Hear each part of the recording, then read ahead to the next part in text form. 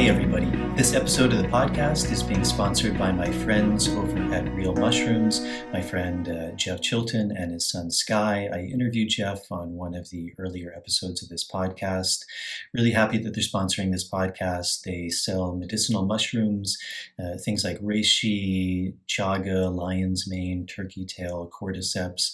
I think more and more people are becoming familiar with the truly amazing benefits of medicinal mushrooms on our physical, our mental, even our spiritual well-being. They're an amazing company. They're one of the few, if any, companies that's not only 100% organic, but 100% mushrooms, and that's really rare. A lot of companies have fillers or additives, or also important, it's not the mycelium that's grown on grain and mixed together, it's the actual mushroom, and that's a really rare thing. It's a really pure product. It's the only product, the medicinal mushroom product that I take. Super happy with them, super happy that they're sponsoring this podcast. If you'd like more information about them, you can check out their website at realmushrooms.com/universe to also receive 25% off of your first order. On this episode of the podcast, I sat down with two very dear friends of mine, my friends Todd and Lacey. Todd and Lacey and I go way back. We spoke a bit about this during the interview. We know each other from many years ago working at a very large ayahuasca healing center in the Peruvian Amazon called the Temple of the Way of Light. Todd and I came down there together, so I've known him for a long time.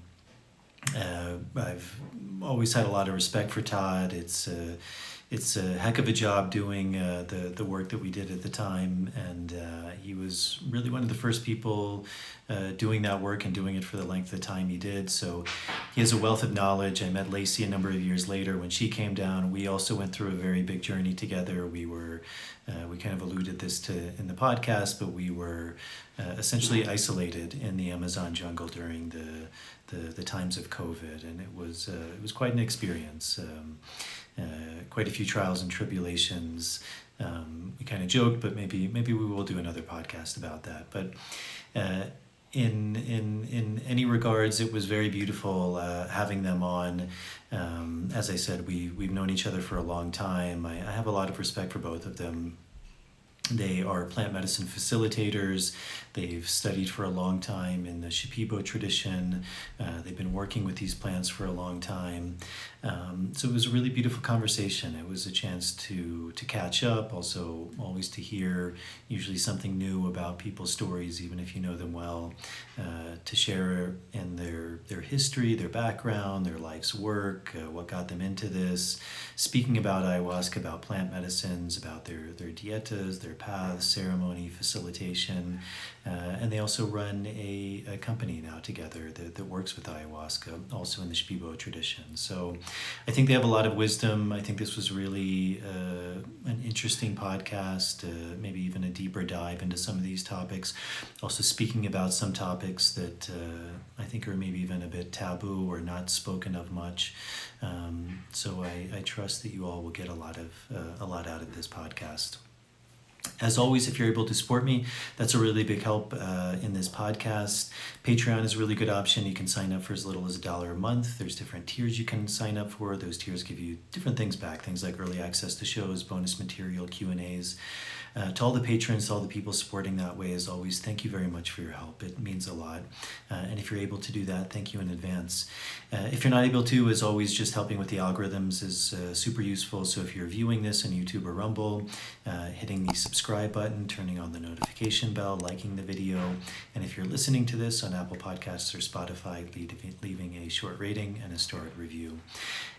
Also, if you're interested in doing this work, doing dietas, working more deeply with plants, I believe when this is released, we will be in Europe and preparing for our upcoming plant medicine dieta in Portugal. So that's a really beautiful opportunity. At the time of filming this, we still have a few spaces left to work with myself and my colleague Marav Artsy to diet trees via the medium of tobacco, to really experientially learn to heal, to receive the wisdom that these plants have to offer. After that, in early July, we'll be in Ireland, which we really love, and we feel a lot of connection to that land. So if you'd like more information about that, you can check out my website at nicotianarustica.org. And I think that's it for the intro. I hope this finds you all well. I hope you enjoy this conversation, and thank you for tuning in. I'm running out from the maze, running out from the maze, running out of the maze today. Running out from the maze, running out from the maze, running out from the maze today. I'm running out from the maze, running out from the maze, run out of the maze today. Yeah, that's right. Yeah. So I feel like it's been a long time coming. You were, Lacey, we'll introduce you guys in a second, but yeah, you were on episode number 2 of this podcast.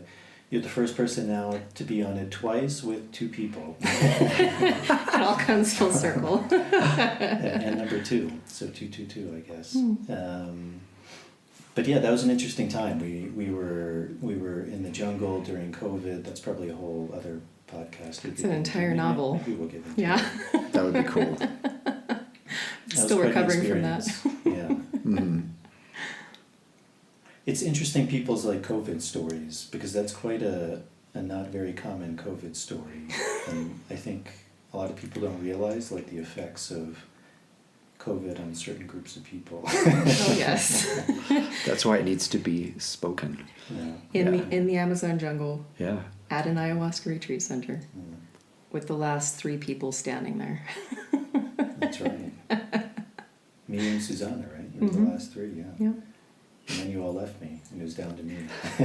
They opened up those flights to Wow. Lima and Cusco, and we were like, bye. Yeah. See ya. I think after that was the first time like my shoulders actually like relaxed, and I was like, Yeah. wow. There was definitely Feels a like nervous it's system finally- reset. Yeah. Yeah. All right, well, maybe we'll get into that a little. And then, so Todd, you and I go even further back. So we all met at a big ayahuasca center called the Temple of Way of Light. Mm-hmm. We came down basically at the same time. I think you came down a couple months before me. Yeah.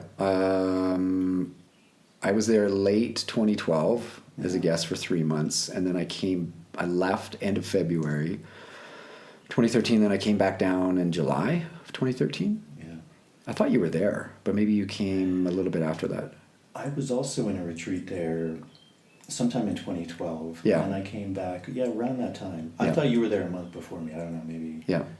Maybe we even came on the same boat. I don't know. It's been a long time. Yeah, a long time. That's what happens. People go there as guests, and then they get scooped up. Yeah. So maybe to start, I mean, you said a bit about yourself, so if anyone's interested, they can also go back and listen to the second episode. But maybe to start, just give a bit of background about yourselves. Mm-hmm. It's always a big question, but who you are and, specifically what led you to this path that you're on now. Ooh. Do you want to go first? Ladies first? Sure. Okay. Yeah, I'm originally from Las Vegas. My healing journey started with yoga. Finding yoga arrived at the perfect time of my life, and that started to shift some really deep patterns of just how I view myself and take care of myself and things like that. And it was yoga that led me to my very first plant medicine ceremony about a year after my teacher training. So this was summer of 2010, and I was introduced to plant medicine through Wachuma.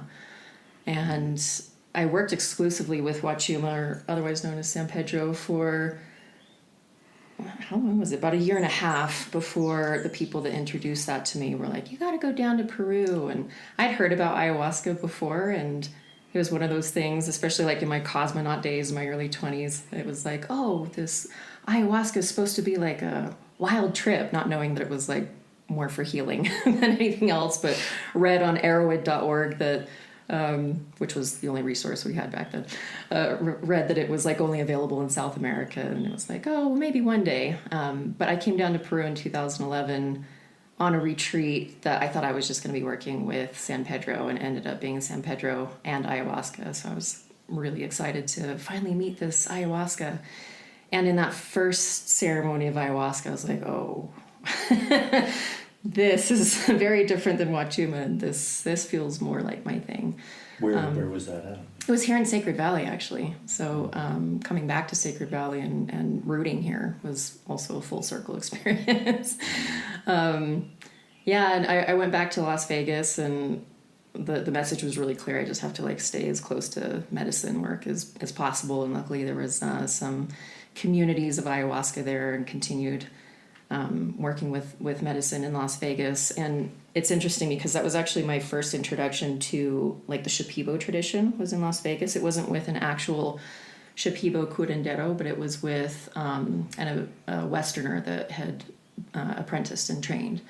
And so that was like my real first introduction to like, Shipibo Icaros and stuff like that, which is funny because much later, Todd and I both discovered that we sat with the same curandero. Of course. Of course. What are the chances? Mm-hmm. There's no coincidences. But I continued to come to Peru. That it was very clear that I needed to prioritize like my healing journey. And came back to Peru in 2012 as well. And still tried to keep close with the medicine. I wasn't able to return until I started working at the temple, but I was working with ayahuasca in like Las Vegas and Utah and California. And when I was out in the UK, I found a group out there that they called it ayahuasca. I'm pretty sure it was just like a mix of other plants and stuff. And there was no like shaman holding the ceremony. It was one of those types of ceremonies with a playlist, which I don't recommend anyone do if you have the choice, but it was all that I had at the time. But that led me to coming back to Peru. I'd always had this little dream tucked away in my heart of combining yoga and specifically ayahuasca in one retreat space, just because both of those modalities had helped me move through things that nothing else could touch, coming from like a lot of trauma in my childhood and things like that, and that being yoga was the thing that led me to plant medicine. And I always saw how harmonious they work together. They're very complementary medicines and modalities. So it was about 2016 that I felt this calling to come back to Peru for a lot of the things that were going on in my life at that time. And it wasn't available to me then, but it was like, how could I create my own retreats, but I have no resources. I don't speak Spanish. I would love to do like retreats in Sacred Valley and take people to Machu Picchu and those types of things that were so special to me in my memories of Peru and things like that. And so when I got hired at the temple, it was like, okay, well, can go back to Peru and start working on myself at least, while also like teaching yoga and sharing meditation, the things that I was really passionate about. And of course, one thing leads to another. And a couple of years later, the temple was a really, really important stepping stone because, of course, that's where I really connected with like the Shipibo tradition in a much deeper way in the actual Amazon with indigenous curanderos and everything like that. And I made the connections and started learning Spanish and everything, which, of course, led me back to the original dream in the first place of creating the retreats that I would want to attend, because the retreats that I did attend here in Peru, they were not held in what I would call like the highest degree of integrity, definitely not held in spaces that were even really appropriate for medicine and everything. And back then, you don't know what you don't know. I was still very new to plant medicine and everything, but looking back, I kind of, even though it was a part of my journey and important for me to learn, I kind of shake my head like, man, there's just like, there were so many things like really off with those particular retreats and everything. So to create a space that is one like really, really safe, especially for women, and creating the retreat that I personally would want to attend, that was ultimately the goal. And then in a plant dieta in 2012, after our journey together in the Amazon and that whole thing with COVID, the plants were really not even like telling me anymore, more like shoving me and kicking me like, it's time. Like there's no more excuses. And You have all the resources that you need to do this now. And that's what birthed Intertwining Medicines, which are retreats within the Shipibo tradition, bringing my medicines, my passions, my joys, all together in one healing space. So, Amazing. yeah. In a nutshell. And then Todd came along. And then we met. And then we met. Yeah. And then we met. Yeah. Yeah. Man, my journey goes back to I didn't touch psychedelics till after high school. Literally right after high school. But I started Traumatic time in high school. yeah. I was like, which I'm kind of happy about now. But that, and we're talking mid 90s at this period, and I think my first experience with a plant medicine was with cannabis, and that was probably that was like midway through my last year of high school. And that's something that I credit for opening me up to plant medicines, especially in the beginning, like using cannabis. I say using cannabis, we're like getting high as kids, basically. But it became more of that, and it became more of an abuse thing later. And it's something that I have reverence for, that plant, but I don't work with at all anymore. But I've had a long history with it. And then, like I said, after high school was my first experience with psilocybin mushrooms. And that for sure is what opened things up more for me. And with the connection that I had with those mushrooms, even at that time, was, I think, like the first instances of me having sacred experiences in that way.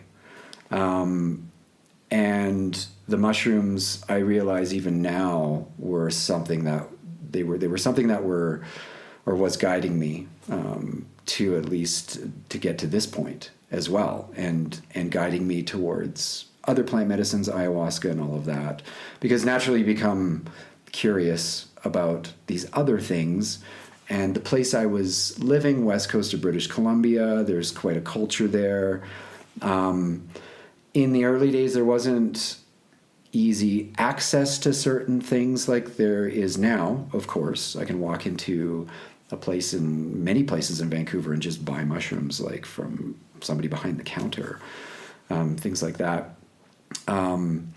But my first experience with ayahuasca wasn't until 2004. So basically 10 years later, 21 years ago, February 13th. So it was like the anniversary. I just had it. And it's interesting because that very first ceremony that I had, back then, I went into it more out of a curiosity, like, because I heard about ayahuasca and then I'd read about ayahuasca, Erowid.com, reading people's like experiences about it and all of that. Then it became more of something of lore from people that had experiences with it too. And the availability came up. It was with Shipibo trained apprentices at the time. It was with Lilith and Sasha as well. And so we all share that kind of anniversary. It was also, 2004 was like a really big awakening period for me, in the sense where there was like a big life shift, and I really started to see and experience things differently, especially things I didn't see before. Literally something as simple as like, what is organic food? Oh, organic food is like this and that. And I had no idea. So it was like a quick kind of awakening, and ayahuasca was during that time, and it was part of that. And at that time as well, as I said, there were many of us that were experiencing it for the first time. And in the early days, like what Lacey just described, we were doing it in people's houses in the living room, and it was set up by somebody who brought in the shaman, who was a Shipibo trained curandero, but Westerners. And those early, like the first couple of years were, how could I say, they were very interesting. And I was talking to somebody about this morning. There was no term like integration. There was really nothing set up. Like they sent out, there was email, at least at this point, and they would send out a sheet of things not to eat beforehand and what not to do beforehand. And it was almost like going to like an underground rave. Like you got the address like 2 hours before you're supposed to show up and whatever.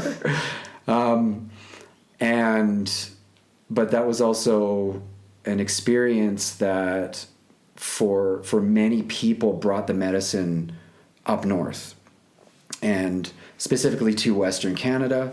It was underground, still illegal, but it was like a gray area. You couldn't really be arrested for it or anything like that, and you still can't. I mean, it's still a gray area in Canada. All about getting it legalized, of course, for sure. It's taken a long time. So ayahuasca is still not illegal in Canada? It's still not legal, and it's still really not big enough to be illegal. And nobody's ever been incarcerated for possessing ayahuasca or serving ayahuasca, as far as I know. And so back then too, it was also this kind of like the beginning of things as well. And so what happened was, you've got Vancouver being the main city center, and then we were on Vancouver Island with Victoria, which is the capital city of British Columbia. And so when I look back, we had our groups of friends, and our groups of friends would start to do it. And then eventually we took that and we just kind of made it our own with our own Shipibo trained healer after a couple of years. And then we would have our own ceremonies, more or less, as other people were doing that in other places in British Columbia as well, and moving into Alberta. And we're hearing things about like in Ontario and things like that. And then fast forward, I did that for basically 8 years until 2012. And then in 2012, another major life shift. And then I ended up in the Amazon at the Temple of the Way of Light as a guest. And then eventually came back after 3 months or so and began facilitating and doing that training, which was obviously another course of that major life shift as well. And what was it that made you decide to go and facilitate after your experience as a guest? It's interesting because it's not something like I experienced seeing in other people. You know, they're like, "Oh, I want to be a facilitator. I want to do what you're doing." I was never like that. I was like asked. And I was like, cool, kind of have nothing else on my plate. And it all just was being in the stream, you know, really being in the life force and it was an easy decision to be able to do that, because what else would I want to do? And there's an excitement about that, but there's also like a deep responsibility on top of that too, to even make that decision. It was like, do I really want to do that? Because I was so green even at that time after 8 years of ayahuasca experience. And so having gone to the jungle, that shift, that was a whole other level. Finally I'd worked with a Shipibo maestro a couple times before in Canada, or one time before I went to the jungle. And when I had my experience in the jungle as a guest and working with the maestros and maestras at the temple, which was part of my own healing process, which opened up even more to a much different way. I can see now that's what opened the gates to want to give back and facilitate and be on that side of things, or in the mix that way, more or less. And so I'm grateful for the people that could see I had the ability in me to be able to do that potentially. And then when I came back, from being a guest and started training as a facilitator, which is really, I say training, it's just like, now you're in it, now you're literally facilitating and you're just picking up the pieces where things leave off and you need to learn. And as guests are coming in on a rotation. And so it took a good, I'd say 6 months just to kind of ground into that space. And I did spend a lot of time there in the early years for sure, because I was there for 5 years until 2017, basically.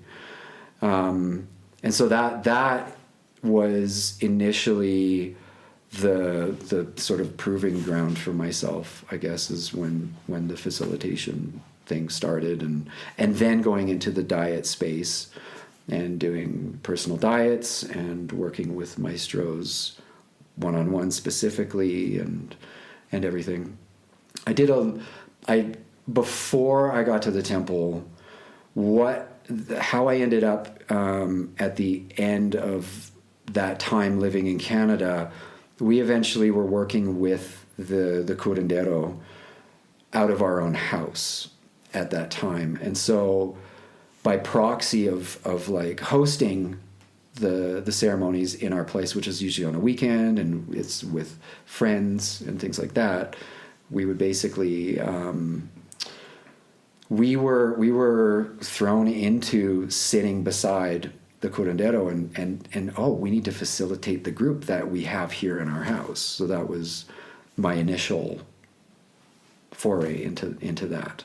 And so I look back on that too, and I can see like, okay, well that was like the entry point into that. And then the temple was a whole different thing, for sure. And then after the temple, I took a year and a half of integration because I hadn't had really any time in the 5 years. Break. A well-deserved break.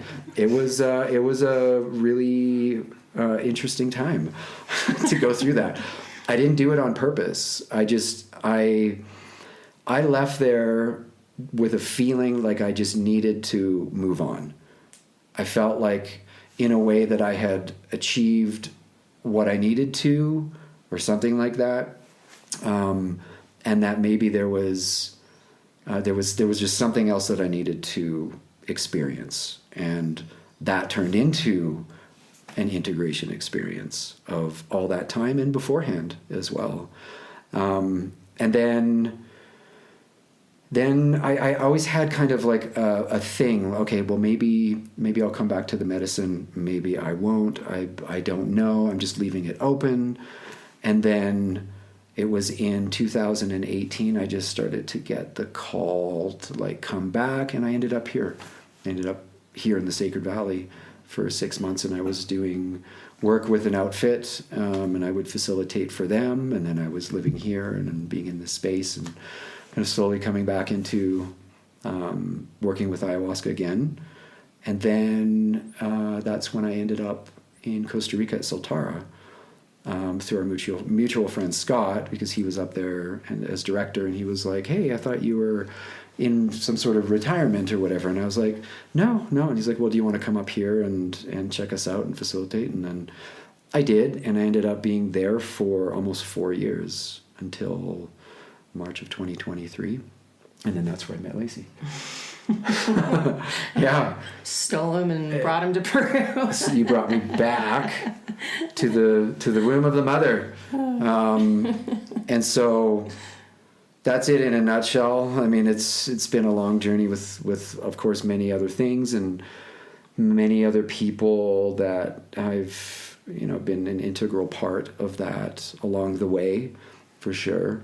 And but yeah, now here we are, and with Intertwining Medicines, and we're also apprenticing ourselves, and the journey has now gone into another shift, and very incredibly grateful to be able to have this opportunity and the experience, and to be able to live here as well, because we live here basically, and it's such a wonderful place, and to be able to be close to the medicine itself, the medicine of the land, and the medicine of the people here, and the medicine of the ancestors that are here, Yeah.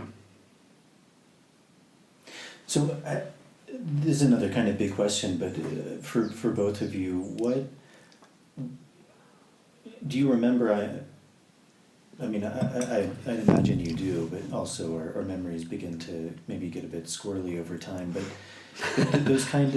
those initial times of working with ayahuasca, I mean, obviously it's something for both of you that became an integral part of your lives. So do you remember those kind of early experiences of what that was like? Was there something in kind of the setting or the medicine itself, the visions, the healing? Like what was it about those experiences that obviously had such a big impact on you? All of the above. The vision, I mean, kind of like what Todd touched on is like, mushrooms and my long history with mushrooms and any psychedelic I could get my hands on, and marijuana especially, such a huge part of my past. But yeah, initially like, wow, these visions are crazy. And it did appeal to that cosmonaut side of me. But more importantly, just the very unexpected shifts that started to take place in the integration. And like Todd said as well, like back then, there was no term of integration. There was no integration support. It was kind of like, you're on your own and good luck and figure it out. And I did. But yeah, just really unexpected places that it would take me into myself. And there was always like a softening that would happen. And the way that I would also like connect it to my yoga practice, I could literally feel in my body where tension had been released. I could feel in my body where there had been like an actual physical blockage that now, like gliding through my practice and asanas and everything, I could feel like an openness that was not there before. So I always was able to pinpoint like a not just mental shifts and psychological changes and everything and how I feel, but also like on a very physical level, viscerally in my body, how the medicine would literally open me. After my very first trip to Peru, because it was in October, and then I went up to visit my mom, she lives in Utah, and went to visit her for Thanksgiving. And before I went to Peru, my mom is very, very, very conservative. And, oh, Lacey, you're going to go down to South America and do those drugs. It was, as ayahuasca and all those things are like just immediately tossed into the drug category because we're altering our state of consciousness, and that's a no-no. And so when I came back, before we even said anything, she opened up the door and she just saw my face and my eyes. And she was like, wow, you're different. And I was like, I am. Let's sit down and talk. It was also the way that I presented the medicine and spoke about it, because it wasn't about like getting high. And in my early days of experimenting with altered states of consciousness and everything like that, I was chasing a high. I was chasing to escape my pain. I was chasing to numb trauma and everything like that.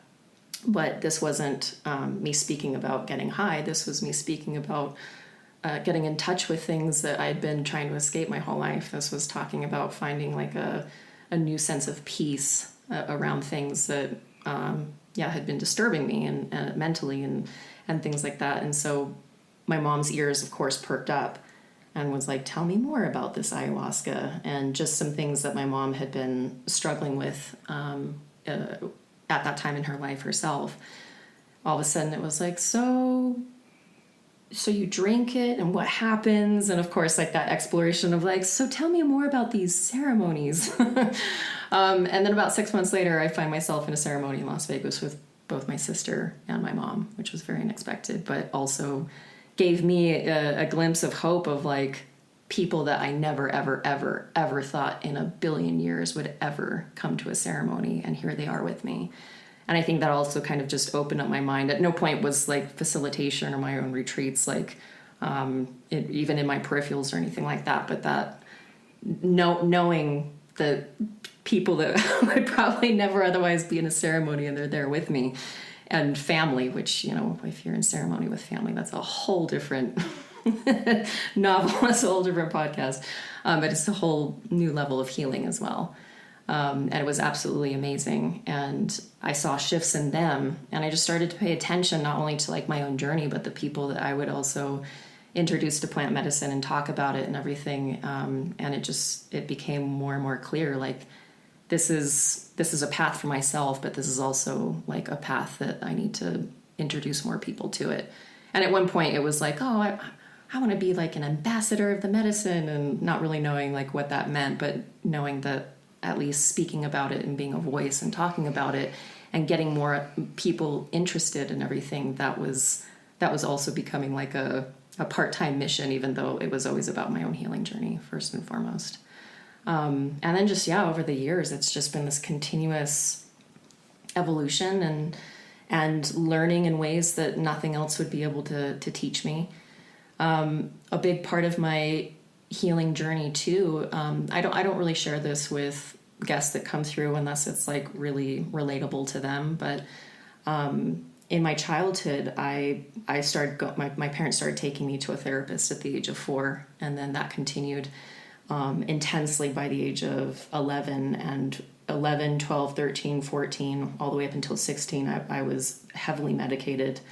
I was institutionalized for 2 years and everything like that. And back then, they didn't use the word trauma. It's like in the world of psychology, in the world of psychiatry, back then in mental health, it was like, oh, you're exhibiting symptoms of this, and this. You're depressed, you're bipolar, you have symptoms of borderline personality disorder, all these types of things that they couldn't legally diagnose me with because I was under 18. But really, it was just symptoms of trauma. I was misdiagnosed with so many different things and therefore put on so many different medications. And it took years for my brain, my very young developing brain, to kind of come back to a place of stability. But also at the same time, I hadn't dealt with the root of any of those traumas. So like 17, 18, 19, 20, I kind of like went off the deep end again, because it was just like, okay, I'm off the meds and I'm an adult now, so no one can tell me what to do. So ayahuasca kept straightening me out, and plant medicine, and especially as Todd already mentioned, like the diets. I started dieting in 2019, and at that point I'd already been working with plant medicine for 9 years, which had obviously been incredibly helpful and really helped to just straighten me on my path more and more and more every time I returned to the medicine and understand my own shadows, my own trauma, the parts of my mind that I had like avoided and everything like that. But the diets, oh my goodness, those took me into places that ayahuasca alone could not reach. Just kicking me straight over the years, getting more and more clear, getting more and more focused, more and more aligned with just my soul's mission, my path, and what brings me also like the joy and love to wake up every single day, and that's being in service and talking about these plants and everything. I have such a deep reverence and deep love for all of this. I take it very seriously, and yet it's really important in my view to also be playful about it and keep the joy, because we can go into tremendously dark places within ourselves on this journey, especially people that are recovering from complex PTSD and sexual abuse and all sorts of things that people come in to look for healing and everything like that. And it's an absolute honor to hold space for people like that, because I know what the plants have given to me, and it's like paying it forward. It's really important. I think it's that balance too of like everything that I've received, and being in this place that even my own family never saw me initially being able to be here and stuff, and step into a different role and step into a role of leadership and everything like that. It's really important to obviously give back in the ways that I have received. Mm-hmm. Here. Oh. Man, so many things to touch upon. I think for me, when I was a kid, I always had an interest in shamanism. I realized later, because I didn't know. I wasn't calling my interest in shamanism that when I was a kid or something, but things like that, or things that were like Sasquatch or bizarre think ghosts and whatever. And there's something about shamanism that can fit right into that, of course. And I think when I first started working with ayahuasca, and I think it's important to say, like, when I was working with ayahuasca, the way I work with ayahuasca now is not really the same way, term-wise. But it was more out of the curiosity because of how I was when I was a kid, and really in teens and stuff. And the curiosity for something different than what I think I was also experiencing of, like, the mundane. And almost the onset of more of the mundane coming, into the world and all of that stuff too. And I felt or knew that there was something different that I could touch upon and experience. And that's what the mushrooms and cannabis initially started to do. It was like, wow, there's a door here, and I can kind of poke my head through it and go, whoa, okay. But ayahuasca was a different thing, and it was a deeper commitment, because seeing the people that were serving the medicine at that time and people that had been doing it for a while that were part of the groups, as I was mentioning, seeing how they were living their lives too, was like, well, you guys live with this in your life. And so that was the sort of my first initiation into that. I think of then at that point too, I started to know about Terence McKenna, and I had access to, like, his speeches or his talks or something. And the one thing that would come up was this archaic revival. I was missing something in my life that was something like that. And the archaic revival has a different definition in a sense, but I kind of, like, took pieces of it and was like, yeah, there's something archaic, ancient, that's missing in my lineages, and where I was from and whatnot too. Apart from the indigenous culture, that's where I grew up, where they are, and I didn't have access to that. And so I think there was a piece of that for me too that came about eventually. With the ceremonies, my first two ceremonies were pretty light. I'm a visionary person. I would have that with psychedelics. I would have visionary experiences, and so that also translated to the ayahuasca experience. And the very first vision that I had was of my mother actually having an experience, and I was, like, shocked because it was a different type of vision. It was way more personal, way more connected to some sort of reality or something like that. And I think the very first ceremony obviously left sort of a hook in me of intrigue, because I still smell agua de Florida, and it brings me back to walking into that space, because they had already had a couple of ceremonies in that space. And so the smell was there. The smell of the tobacco was still permeated in the space in the morning, and the smell, or in the afternoon, actually, next day, and the smell of agua florida, and some other smell, which is probably the purge from people, or the uni, the ayahuasca.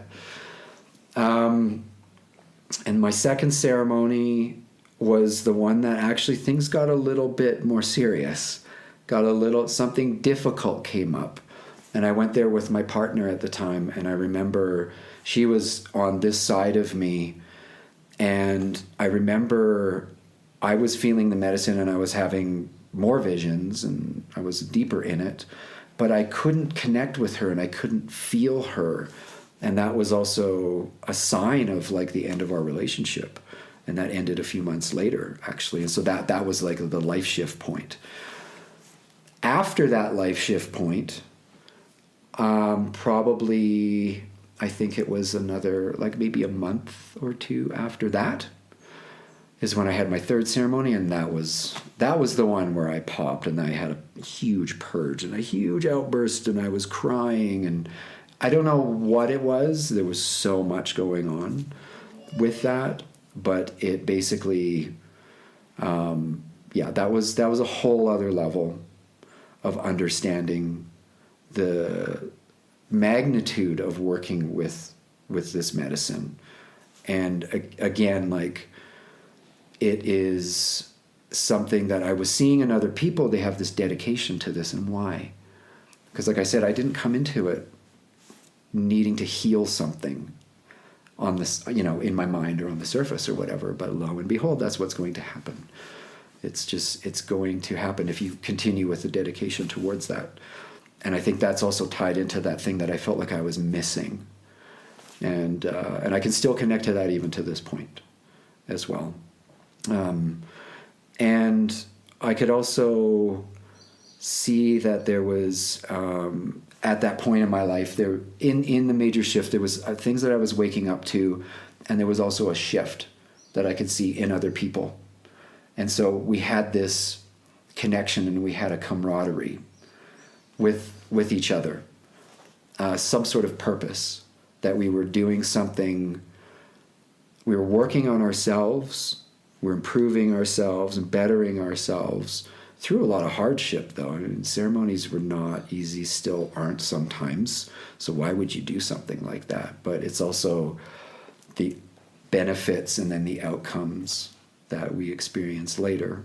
And so I think that's, when I look back, I'm like, well, why did I stick with it? And people ask me that too, like, why did you stick with it for so long?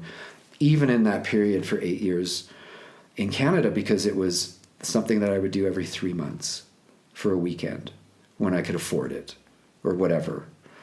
And it just happened that I would do some ceremonies. And after that third ceremony as well, like I said, every ceremony after that was purge city. It was just deep purges. Like, I felt primal, and I'd be on my knees with like my fists clenched and on the ground, and I'd just be like throwing up so much, and people would come up and they'd be like, "Are you okay?" And I'd be like, "I'm good. I'm good. This is necessary." Somehow finding the joy in that. I don't know. Not sadistic though, not in some sadistic way, but it's palpable enough. It's almost like you can't quite tell, but it's palpable enough that there's something good happening here. Then I started to come upon the realizations, actually, this is tied to things in my childhood. And even beyond. This is stuff that I've been carrying from my lineage as well, too. Letting go of this stuff. And so that became a thing for a while, and that became kind of like a mission in a way, which then needed its own integration as well, too. So I was happy for the pockets of time in between that, like doing it once every 3 months or whatever. But then that's when I would smoke weed again, and I'd be drinking alcohol, and I'd get myself all dirty again, and then I'd have to go in and clean up, that kind of thing. And I wasn't, for me, I wasn't addicted. It wasn't a lot or whatever, but it was still enough where I was in that mode, doing that thing. And I started to realize that, this isn't, how many times do I have to do this before it's just like, just stop doing those things. Ayahuasca is pointing me towards seeing that those things that I'm ingesting, or those ways of doing things or thinking, are not helping me at all. Sometimes ayahuasca would be like, you're being fucking lazy. Enough. What is it? And then it would point to self-worth issues, things like that. And I was like, wow, this is what a gift. This is what's happening. But all of us were experiencing it in our own way. So that was the nice thing about having the group of people that we had that would come together. And every once in a while it'd be somebody new or whatever, but so we'd have somebody new come in and be with them and make them feel even more comfortable, and to be able to come into the space for their first time and help them along the way, because we were there too. And so there's that initiation thing. I think that's also really important, and community. But it felt like sometimes we were just like, have we been here before? Were we like in the jungle ourselves like 350 years ago, whatever, but really feeling those deep ties, and that there's something really special and honorable about that, and to be able to then open up into spaces that were not something that, like we talk about integration and safe spaces. It was vulnerability, being able to open up into vulnerability and things like that. That was also really, really important. And not to say it was just like, just this beautiful arc all the way to like feeling great all the time. No, it was just like the deeper we went that way, it allowed us to go deeper into retrieving more of the muck and purging things out. And as I said, I'm a purger, but some people aren't. They do it in their own ways. But to be able to have that opportunity, and I was very grateful for the people that we had serving the medicine, even though in the early days it was looking back on it now, it was pretty willy-nilly in the sense of like, it was like things were just kind of like not held very well at times. And we would hear things about people that like after ceremony they went and did this, or they've did these things, and then their lives are like in turmoil because like we would hear about these things, and that's part of what was needed to have the community, and that became a lot more set. And then obviously going to a place like the Temple of the Way of Light, and then becoming part of the staff there in a deeper sense, brought that sense of community even more into perspective as well. But it was one reason why I left is because that sense of community couldn't hold itself there. Because it's one of those things that came up because, and maybe you experienced it yourself, it was like such a wonderful time to be able to be there when we started out and we were building something and all of that. But it seemed like you can't really do that from, you can't build a community that started as a business with somebody who's running the place with their own ideas inputted into the place or whatever. So that was also part of the reason why I also just didn't feel, I didn't want to be there anymore in that sense. So, yeah.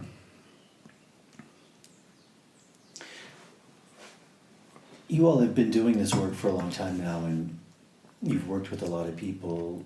What do you think it is that separates someone who's coming to these medicines and they have a good experience and then they're done, for someone like yourselves where it begins to become a life's path? I mean, you mentioned a few things, this idea of community, this idea that it's not easy. Mm. So usually there has to be some sort of deeper desire to keep going into it. You mentioned a lot of aspects of your own healing, your own evolution. I think the sense of peace, which I think is quite a profound word. You also mentioned something that I think is interesting, like this idea of a hook, which I think is quite a common experience in a way. There's something like that just draws you towards it, but then you embrace it. Mm-hmm. I think, yeah. I'm still coming up with like how to contextualize that, but there's a part about the medicine that embraces. It feels like it has embraced me in some way too, and yeah, that relationship. So do you have a sense of what? This may be kind of a vague question, but maybe for yourselves, for others you've seen, of what separates someone who's drawn to this work? Is there some deeper calling to that medicine itself? Is it a life path? Is it something that the medicine opens? Like what do you think that is that drew you back? Because I think that's something that's also quite important. I mean, I think most people listening to this podcast have probably worked with plant medicine, so that they have some familiarity, but Mm-hmm. But it may be like they've done it a few times, or they've done a retreat, or maybe they haven't. But I think even most people going in, when they're thinking of working with something, like anything, it's it's an experience that you do. There'll maybe be healing or some visionary experience or some knowledge, some learning.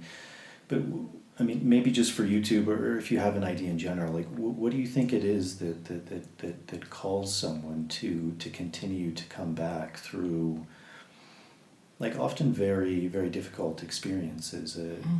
I think that's something you said was interesting, is even in your journey, like the first couple ceremonies were nice, they were revelational, but then something drops, and often that's quite a challenge to go through that, to overcome that, because one of the things is these medicines will test us often to the depths of our being.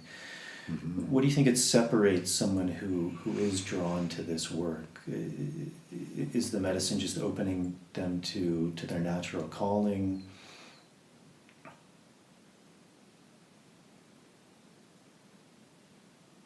I don't know. Something along those lines. Your turn. I think it's a variety of things and many different things for different people.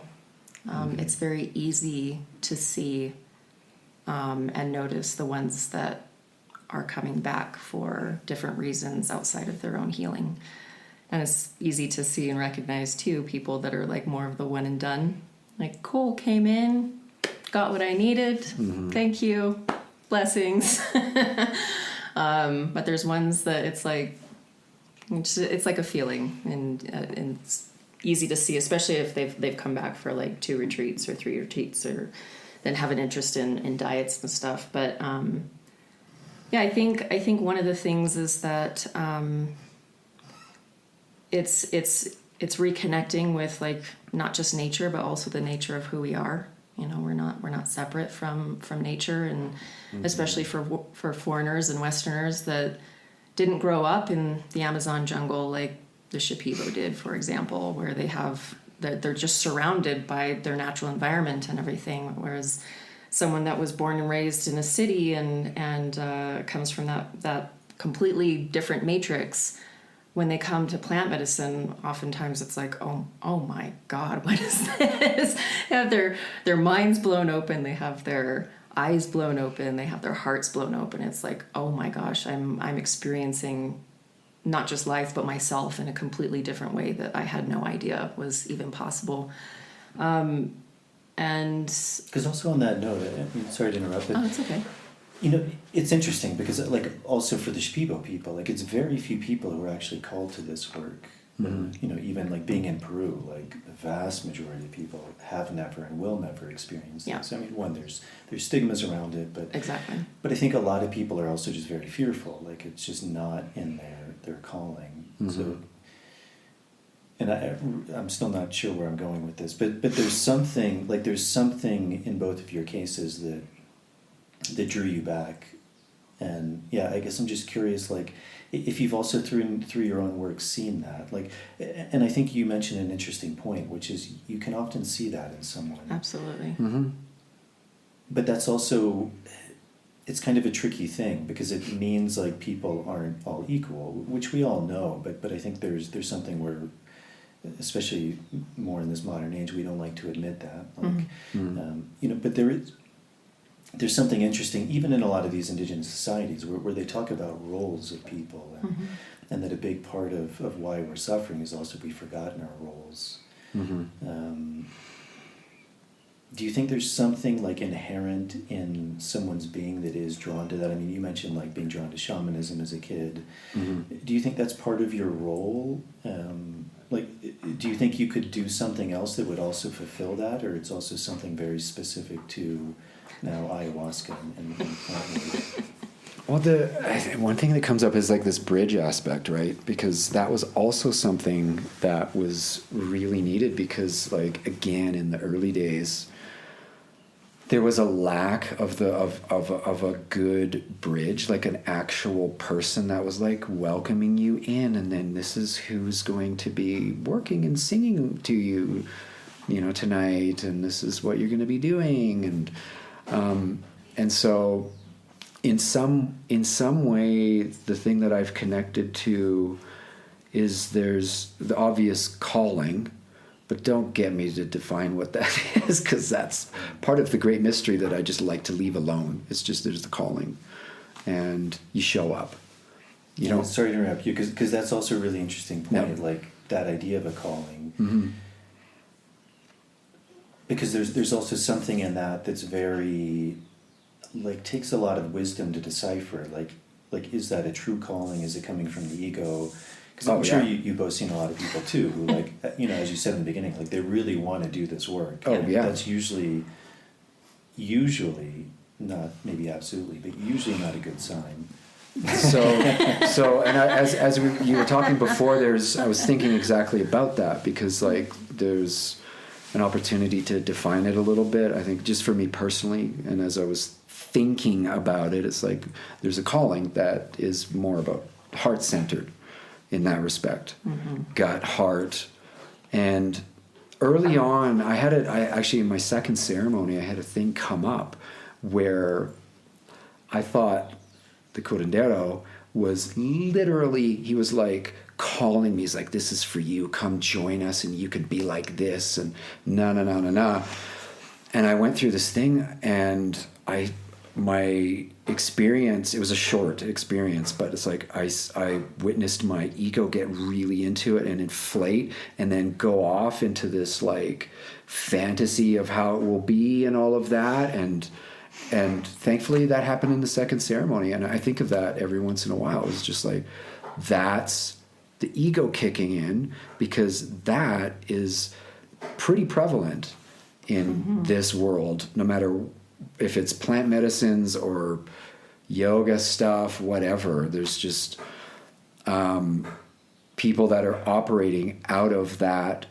Why? Because of their own trauma, because of their own lack of whatever in their life, and so they need to perform, or they need to have these things. And and this has been the journey, though, along this whole way for me too, is like once in a while having to keep these things in check, especially when you start facilitating, because then really the work as a facilitator is a big part of it, is being a mirror for other people and listening and being that. But while you're being the mirror, you're witnessing it in other people, and you're seeing a lot of it as well too, especially when they are asking about how you became that because they want to do it themselves. And it's like, are you earnestly coming from a good place with this, or is it you're coming from a need, from a lack in your life to, like, prove or show, or something like that? I think that's one aspect. But it hasn't been one streamlined thing for me this whole time, though. I've had things come up and doubts, of course, and it's just, but the medicine has so far just been mostly consistently there in my life, and I don't tend to question it way too deeply or anything, because more of how I operate is from a felt sense anyway. And I think connecting back to, I was talking about, like, how much I was purging early on, and it's like I started to realize, like, there's a thing about people, humans, we all have an empathic ability, and my empathic ability was to be an empathic sponge in my family. So I was, like, dumping a lot of stuff off in that sense too, and seeing how also, which I think you brought up, was that not everybody gets this opportunity, and ayahuasca is not for everybody. So also for myself to keep that in mind too, right? I really don't feel that ayahuasca is for everybody. It can be accessible for everybody, but I don't think it's for everybody in perhaps their lifetime at this moment. And so that's part of the perspective that comes to me too when I just really am grateful for also having the opportunity, and not just the opportunity, but having it as much as I do, and how it has been in my life so far, which is, ayahuasca didn't come into my life till I was 28 anyway. So I had some life before that to work with, I guess you could say. And I see people that come into the medicine early on, and it becomes a thing, because now there's social media and there's so much more info to be able to take and see influencers, and it's like you're kind of perhaps shown, like, well, this is how ayahuasca is. This is how you're supposed to be. And I also think of that quite a bit too, because like there's parts of me I'm like, if you were to see me and you didn't know me walking in the streets, would you know that I do what I do? Most likely not, right? Unless you had a really good sense of stuff like that. But there's also something that I find that I used to challenge a lot more too, was like, well then what's it supposed to look like? What is it supposed to look like to be an ayahuasquero? What is it supposed to look like to be somebody who's white and from the West that serves medicine or is apprenticing? Like, what is that really supposed to look like? It can look like anything as well too. So that's part of also the wonder of it. It's like you don't have to fit a certain, or you don't have to fit into it in a certain way. There's obviously hoops you need to jump through, and there's initiations and things like that too. But when I also meet people that are older than me that have been in it longer, I'm often amazed too, because like I just feel sometimes like I wouldn't have known, like this is what you do. Wow. Okay. Like I just by even being with you for 10 minutes, like I wouldn't know that. And that's spectacular. And there's something about the diversity of it. There's a guy early on that he's this, he lives on Vancouver Island. He was one of the first people that talked to me about his own personal experiences with ayahuasca. And he had this story about how he came down to the Amazon for the first time, and I think he had like 5 ceremonies or something like that. And he didn't really have any experience for the first 4 ceremonies, and then on the 5th one, he finally opened up to it. And he told me about his experience of the intelligence of ayahuasca downloading to him a plan for him to use so that ayahuasca gets out there more. And when I first heard that, I'd never heard anything like that before. And I thought, wow, that's nuts. That's crazy. Like the intelligence, something like that can have an intelligence too, and you can interact with it. It's a sentient thing in its own way. Like most plants are sentient in that sense. And so I think there's something that in that too is what opened it up for me as well, to like understand like, oh, okay, there's actually more to this than just myself. So I think there's a caveat there too, to be, again, part of something that's like some sort of greater thing that's happening, that I'm just a tiny grain of sand that I'm a part of. And to actually accept that I'm just a grain of sand, because growing up I was totally different. Such an egotistical fucking, kid. So things like that, for sure. What do you both think is that role of doubt? Because I'm sure you've both experienced that, and I think that's something that comes up a lot as something that's negative, but I think it's actually also essential. It's a self-reflection. It's also keeping us humble. It's keeping our ego in check. How do you see doubt, and how do you work with that, and then how do you both, like, I would imagine, choose to overcome that as well, or to maybe see it from another vantage point? It's the constant pareba on the dieta path, that's for sure. The constant test. It is, absolutely. Yeah, like what you just said, it helps to establish a relationship with humility, which is a key role on this path. Absolutely, this is, in my opinion, what makes separates, someone like a maestro, maestra that works from their heart rather than working from a place of power or greed or whatever kind of other hidden agenda or ulterior motive or something like that. And that in itself is automatically going to make the quality of the work much more pure. because it's coming from a different place. It's coming from the heart rather than the mind, and the shadows of the mind and the trickery of the mind as well. And yeah, as we get deeper on the path and deeper into the diets and the constant mirror of looking at the not just like our personal minds, my personal mind in the space of diet and everything, but knowing that when that time comes where I'm going to be singing the ikaros and everything like that, to have a very firm grasp on the reality of the human mind itself, and the way that we can be our own ally and also be like the worst enemy at the same time, and those paradoxes that the mind is everything, as they say, like todo es Shinan. Shinan means Shipibo. In Shipibo it means mind. And understanding the complexities and the matrices that are within the human psyche and everything like that.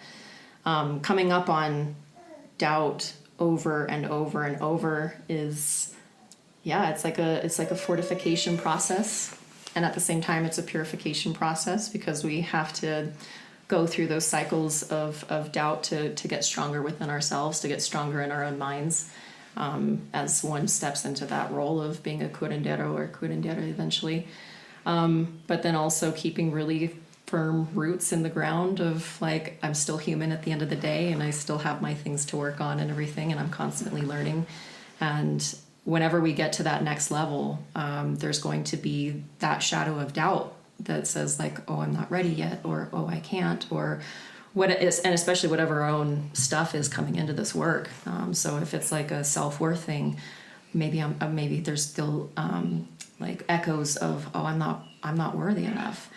Who am I to say that I can be a healer? Who am I to say that I can hold the space? Who am I to say that I can facilitate? Who am I to say, put in whatever? I can be a surgeon or a doctor or a lawyer or whatever.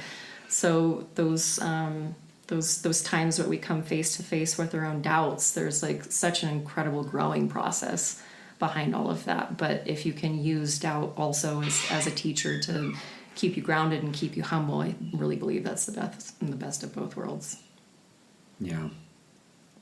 I remember coming upon this back in the temple times when I was literally just, I think, working, like I said, working with guests and whatnot. There's such a shared commonality in our suffering and in our joys and all those things. And I think there were times where I'd go through themes of things, and doubt was a theme. And therefore, when we're facilitating, we're also talking in front of groups about things like that. And it came to me, it was like doubt is kind of like a trampoline, where it's like the lower you go with it, the higher you bounce out of it. There's like a velocity to it.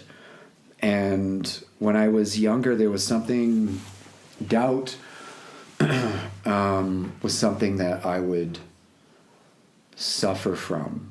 And that came about, it wasn't an early childhood thing. It was later when I started to go through puberty, and I think that's pretty natural as well. Things are changing quite a bit physiologically, and but there was a way that I would respond to doubt or react to doubt, two different things, and but my reaction to doubt would be to perhaps force things or something like that. And so even in that, as a teacher, when I can come back and I can zoom out and see the perspectives, like, wow, that's how I was reacting to things, and that's what I was doing with doubt, and that's what I did, and okay, I can do it differently. I can respond to it differently. But doubt is, I mean, just simply put, it's something that's obviously comes up, and it's necessary. It's necessary in the process of also learning. Yeah, especially learning, for sure. Mm-hmm. You were using this word intelligence, and I'm curious what your thoughts on that are. I think it's something that in this work it's spoken a lot about, like plant intelligence or plant spirit, and I think in the beginning a lot of people maybe have difficulty coming to even any sort of grasp of what that means. then maybe people start working with these plants, yourself, someone else, and maybe they have often like a very revelational experience that there is some sort of intelligence, or often technology gets used as well. But I wonder over the years, because you all have been doing this for many years now, like what that means to you when you use that word intelligence. Because I think even for a lot of people listening, it's still a very foreign concept. I mean, obviously, we would look at a human, we say yes, depending on which human you look at maybe, but there's some intelligence there. You know, maybe you look at a dolphin and you say, okay, there's some intelligence, or you even look at a dog or something. But I think for many people, to look at a plant, and even in like a relational aspect to it, like maybe even many people can see that there's some intelligence, like it's growing, it's moving towards the sun, it's fending for itself, it's trying to have some sort of order in its habitat. But there's a much different experiential understanding when you're ingesting a plant as a sacrament, and something begins to open. So obviously it's a big question, but I think it's something that gets thrown around a lot. So I'm curious, like when you use that word intelligence, what that means to you. It's good. We can workshop this one. It's a good point.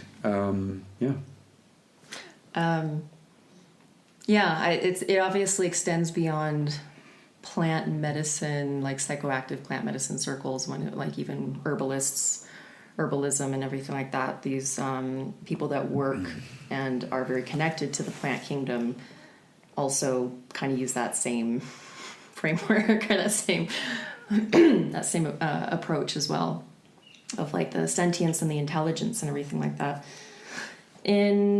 As far as like ayahuasca goes, and like what we do and everything, I think in the very beginning for a lot of people, it's hard to kind of separate like, well, what's my intelligence and what's my consciousness versus what is the consciousness of ayahuasca, for example. Or people that might be fresh on the dieta path, like, okay, so what's my consciousness versus the consciousness of whatever plant that they're dieting or whatever tree that they're dieting and everything. And in the beginning, because so much is coming through and we're so open and a lot of information is pouring in, or if you want to call it downloads or something like that, so much is coming in. It's hard to kind of separate and differentiate, like what's mine, what's the plant, what's just coming through the divine, or what's just coming through my own innate intelligence and everything like that. And there is this really magical intersection of plant consciousness meeting our own when we're in these spaces that we're ingesting ayahuasca or wachuma or tobacco or something like that. That over time that gets more refined, and the ability to make the distinction between what's ours, what's the plant's, that becomes more clear.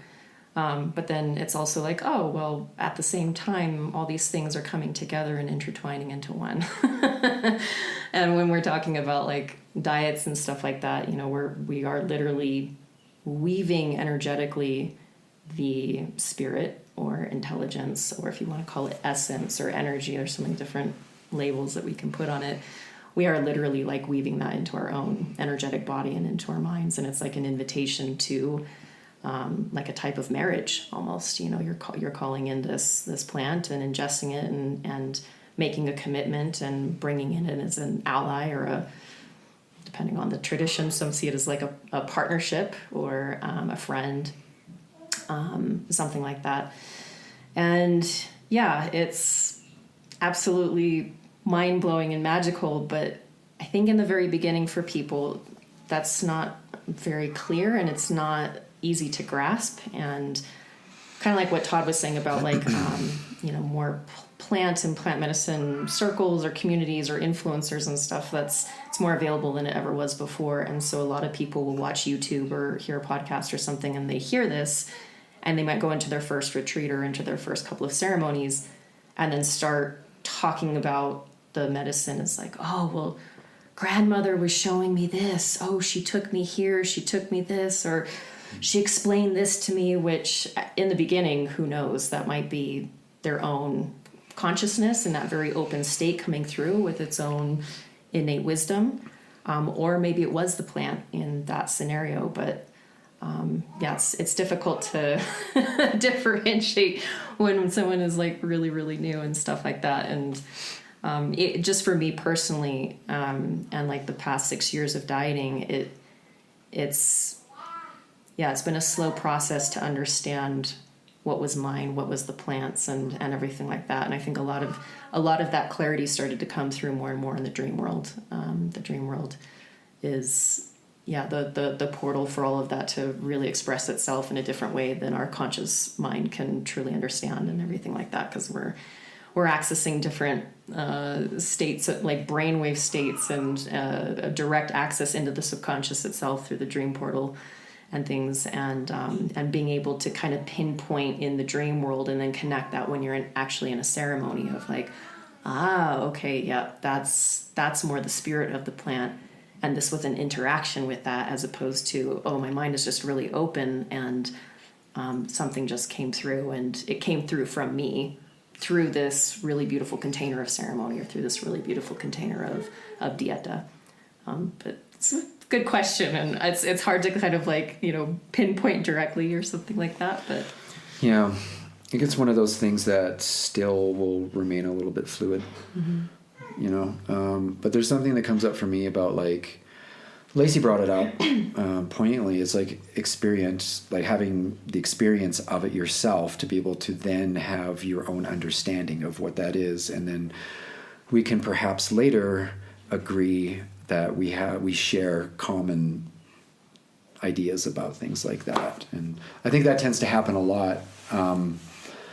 And when it comes to something as strange as like communing with plants, and for most people, it's kind of a strange thing. But there are people out there that I know that are masters at, they just have this natural ability to understand and receive messages and information and knowledge and wisdom, all different things, from plants. What? Like, how does that happen? And that also kind of indicates to me that there's actually been too wide of a chasm that has been created between humans and nature and plants, which is also part of what, for me, ayahuasca is bringing us back closer and more in harmony with all of that too. So definitely for some people coming into it, or don't have any experience with it yet, or may never, that can be really strange, of course. Almost, it's like me explaining to an alien what peanut butter is. I got to go all the way back to the dawn of time and explain the beginnings and origins of everything. It's kind of like leaving it up to for people to have experiences themselves, and I think come to an understanding themselves of it if they're called to it. It takes that takes a lot of courage.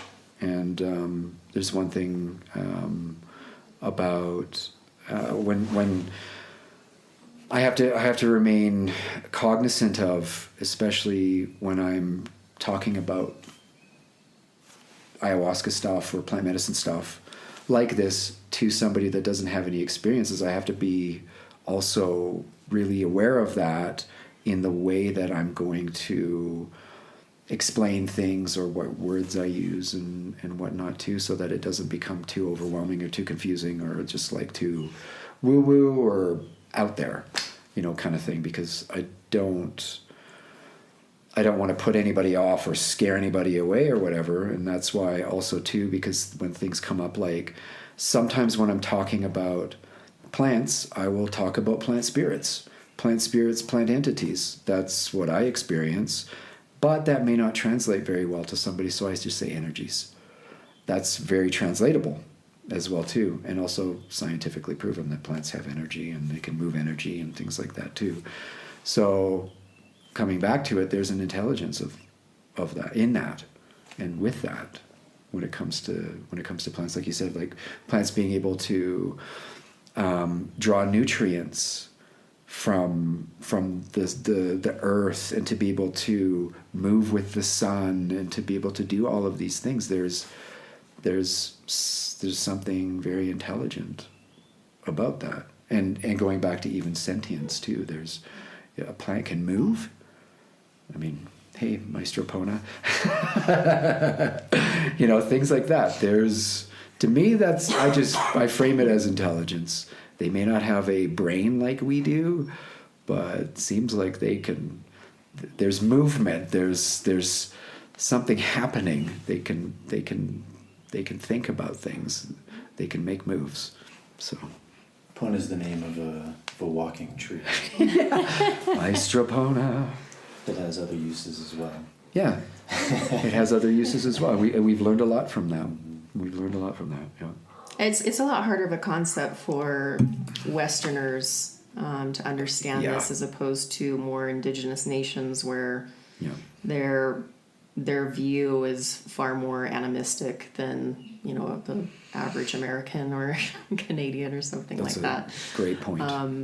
So it's the indigenous that are usually a lot more connected to the land and to the elements and to the plants and everything that's around them. It's usually easier for them to understand, because typically their world viewpoint is based in animism, as opposed to us foreigners that are come from a completely different world. It's almost like we're a different species. Sometimes it feels like, just with the way that our belief systems are growing up in the societies that we did, and everything like that.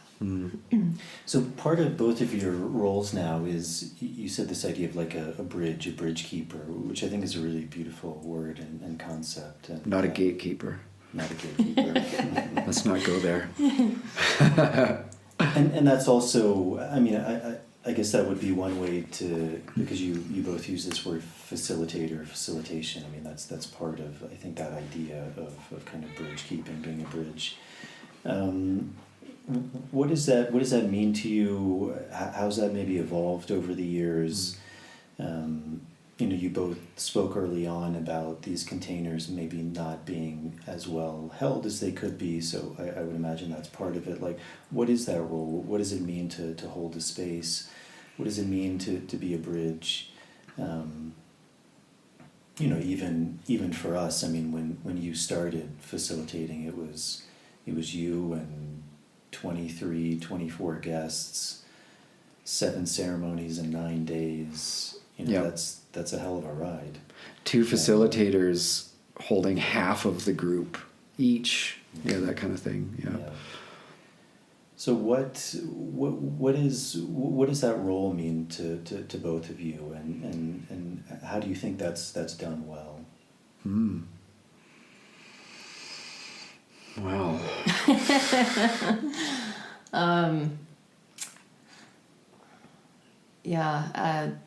I mean, first off, giving respect and paying respect to the land and the environment, which specifically ayahuasca comes from. And obviously there's a lot of different traditions around ayahuasca here in South America and in different countries, Brazil and Ecuador and Colombia versus Peru, and then all the different types of lineages that work with this specifically. And like, I was just speaking from my experience and within the context of Shipibo, and learning from the Shipibo and being very drawn specifically to this particular lineage and this particular tradition. I hold it in such high regard because of, again, everything that it's like given to me and everything that I've learned about myself, everything that I continue to learn about plants and the ceremonies and their very specific style of curanderismo and their extremely long and very challenging jungle university to learn these shamanic skills. It's mind-blowing. It's absolutely incredible. And the time and devotion and commitment that it takes for someone to become like a curanderismo in this tradition, it's not easy. There's I know that there's other lineages and stuff like that don't require quite the amount of time in diets and everything like that before people start serving medicine and everything. And so to honor this lineage really kind of just brings it back to the long-standing traditions that they have had for God knows how long. You ask like different Shipibo, like, oh, like the ayahuasca origin story, or how was it for their grandparents and their families and stuff like that. And obviously it's also very different per family. That's another thing, is like we kind of like put it all underneath the umbrella of like the Shipibo tradition, but it's every curandero works as uniquely as their own thumbprint. And that's the beauty of shamanism as well, is that there's not just like one set way, because everyone is bringing in their different medicines and their personal gifts with this work in conjunction with the plants and their own diets and everything like that. But preserving this knowledge that that they hold within their culture and their tradition as well is really, really important. And being a bridge, at least for me, means that like I'm able to kind of have one foot in each world because of how different these cultures are, and how we're bringing in the magic and the healing and the shamanism of Shipibo, and that is meeting like the Westerners and everything. And there is quite a huge cultural gap, as all three of us know very, very well, and being able to explain things from the side of the Shipibo and their perspective, or maybe the shaman that we're working with or something, and explain it in a way that is digestible for the patient, for the people that are coming in as guests that might not understand, like, oh, you have matsimiwe, you have cold wind in your body. It's like, what? Okay, well, let us explain, like being that bridge between the two, so that there's understanding and they can meet in common ground. And at the same time, like also, just understanding that's really, really important to preserve this knowledge and this tradition and this culture.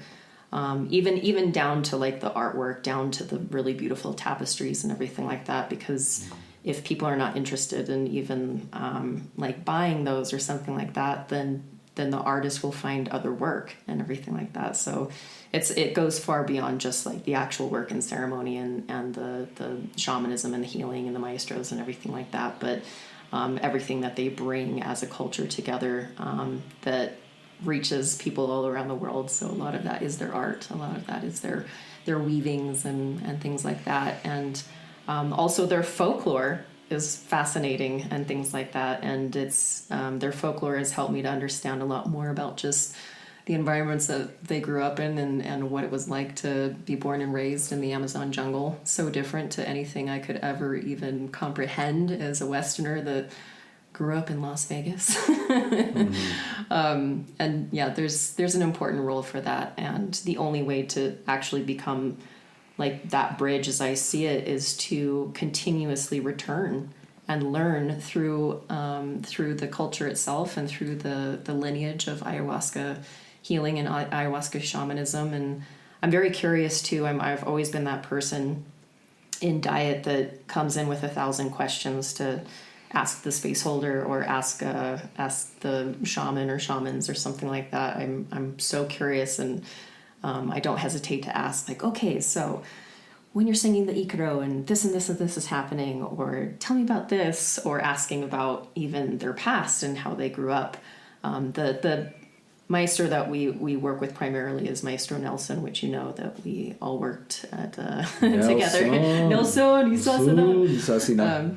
I ask him all the time about, like, what was it like growing up in the jungle? What was it like in your school? Were you taught history about the world? Did you hear about, I asked him before, like, did you hear about World War II from your grandparents? Did they know World War II was happening in the depths of the jungle in their ceremonies? Could they see in their ceremonies what was happening across the world? Or was it just kind of like, no, we just stick in our own little world over here in the Amazon? And I've always been that curious cat, asking a billion questions and everything, because the more that I can understand how they live and how they grew up, how they interacted with one another, their relationships, their understanding of community, their understanding of partnerships, their understanding of like their role as fathers or mothers, or their roles as healers or shamans and everything. It just helps me to understand that much more so that I can pass on this information to other people that might be curious like I've been. Mm-hmm. Yeah, really being able to share that. You have a really good gift for asking those questions. even asking Nelson about, like, do you know about what's going on in the world right now? You know, that kind of thing. Do you know what's happening over in Israel? Do you know what's happening in Gaza? And do you stay connected to those types of things, or do you kind of stay within your own community and everything? It's fascinating. One thing I was really impressed with Nelson, I interviewed him, and I think for me at least, it showed a lot of kind of character and intelligence. Is that I interviewed him during the time of COVID, and I think maybe Carolina was translating, who I think you both know. But at one point he asked us, he was like, well, what do you think is going on, and what's the news on the outside? Like, what, it showed, for me, it really showed a deep curiosity as well, not coming from a place of, as you said, like power, ego. It's being quite human in a way. Nelson's awesome. Nelson's amazing. Yeah, he has his foot in the Western world, I could say, more so than other maestros that I know. Yes, absolutely. And so that's one of the things too. I remember when I first came to the Amazon and working with maestros and maestras where I also didn't have the Spanish like I do as well. So there's like a language barrier, a language gap. But on a human level, I would still hang out and be with them and sit with them and try to speak things, learning Spanish, of course, and just feeling into and witnessing and seeing, like, actually, like, more of like their makeup and where they come from in their own family realm and their own society realm as well, because it was like far different from anything that I ever grew up with, for sure. And through just having those early experiences and opening up into diets, and then when you're dieting with a certain maestro and whatnot too, it becomes a lot more intimate, and growing along together and so there's kind of like, it's not like I'm bridging the gap. It's like they're also bridging their own gap to get to me too, because I must be really strange. Oh my God, especially when they're like working on me in ceremony and they can see everything. Okay. And those are some of the deeper curiosities that would come up. What do you see in us Westerners that are coming down here? I mean, we must seem out of control. Like, what's your experience? And being able to ask those questions and have them answer, and they share that too, and gain a deeper perspective from their perspective, and to see that actually there's not a lot of like bridges that we have to like build to cover the gaps or anything like that. It's like from us as all the human perspective, it's like we share so much, and coming down to like the basic commonalities that we have. We have our joys and we have our pains, and we have our fears, and then we've got all the offshoots and things like that. Like, those are the commonalities. We have our families, we have our siblings, we have our parents, we have our ancestors. We eat this and we do all these things. And that became really important to encompass more when I was starting out facilitating in the Amazon, because the guests needed to be able to experience that too and see that, to really, then that's part of the facilitating of their experience. Because it's like, for some people coming to the Amazon for the first time or going to a retreat center or whatever, I mean, the experience of just being in the Amazon itself is so huge.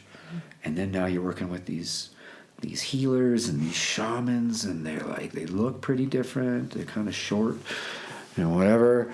And it's like, yeah, and they have kids and they watch TV. They're, what? They have TVs? They drink Coca-Cola. Why would they not have television? It's just not known. And so to be able to go into and share those kinds of things and experiences, and it's like, yeah, look at him. He's talking to his kids on his cell phone right now. What? They don't know how to work cell phones? Yeah, they know how to work cell phones. They come from a place that's also a city and all this stuff too, and so there's I guess like an educational aspect of that too. Outside of that, going inside into the ceremony side of facilitating, and that's something that again has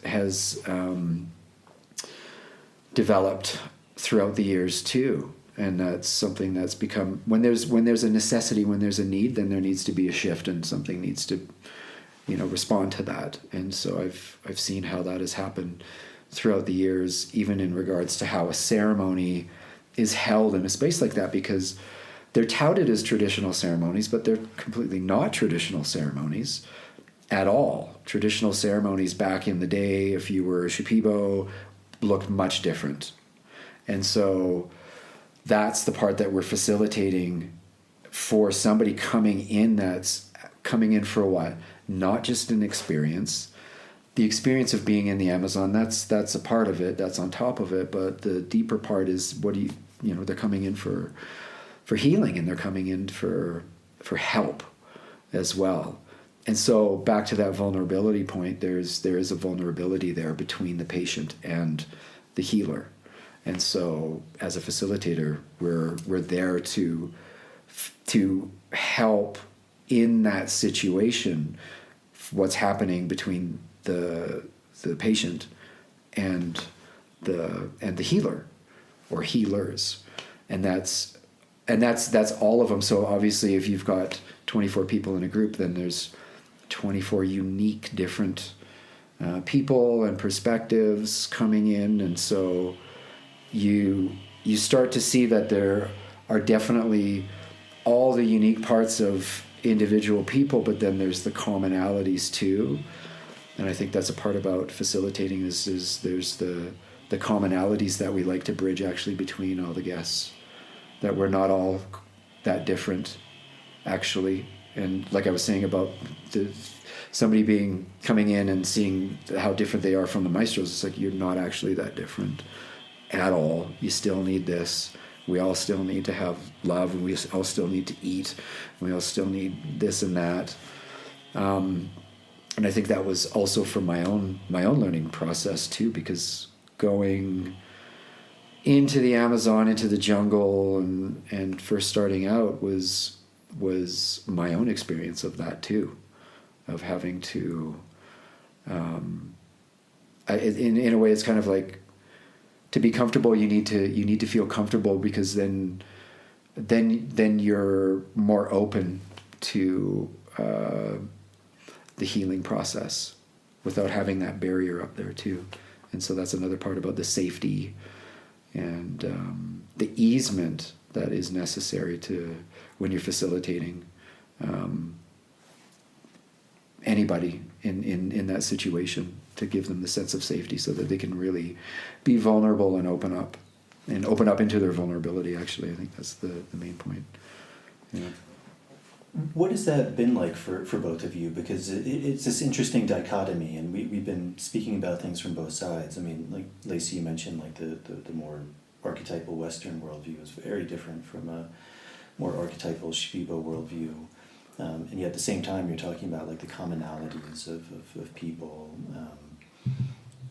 I don't know why this stuck with me so much, but when I was living in New York in Tompkins Square Park, there was this artist who kind of spray painted everywhere, "Jesus poops."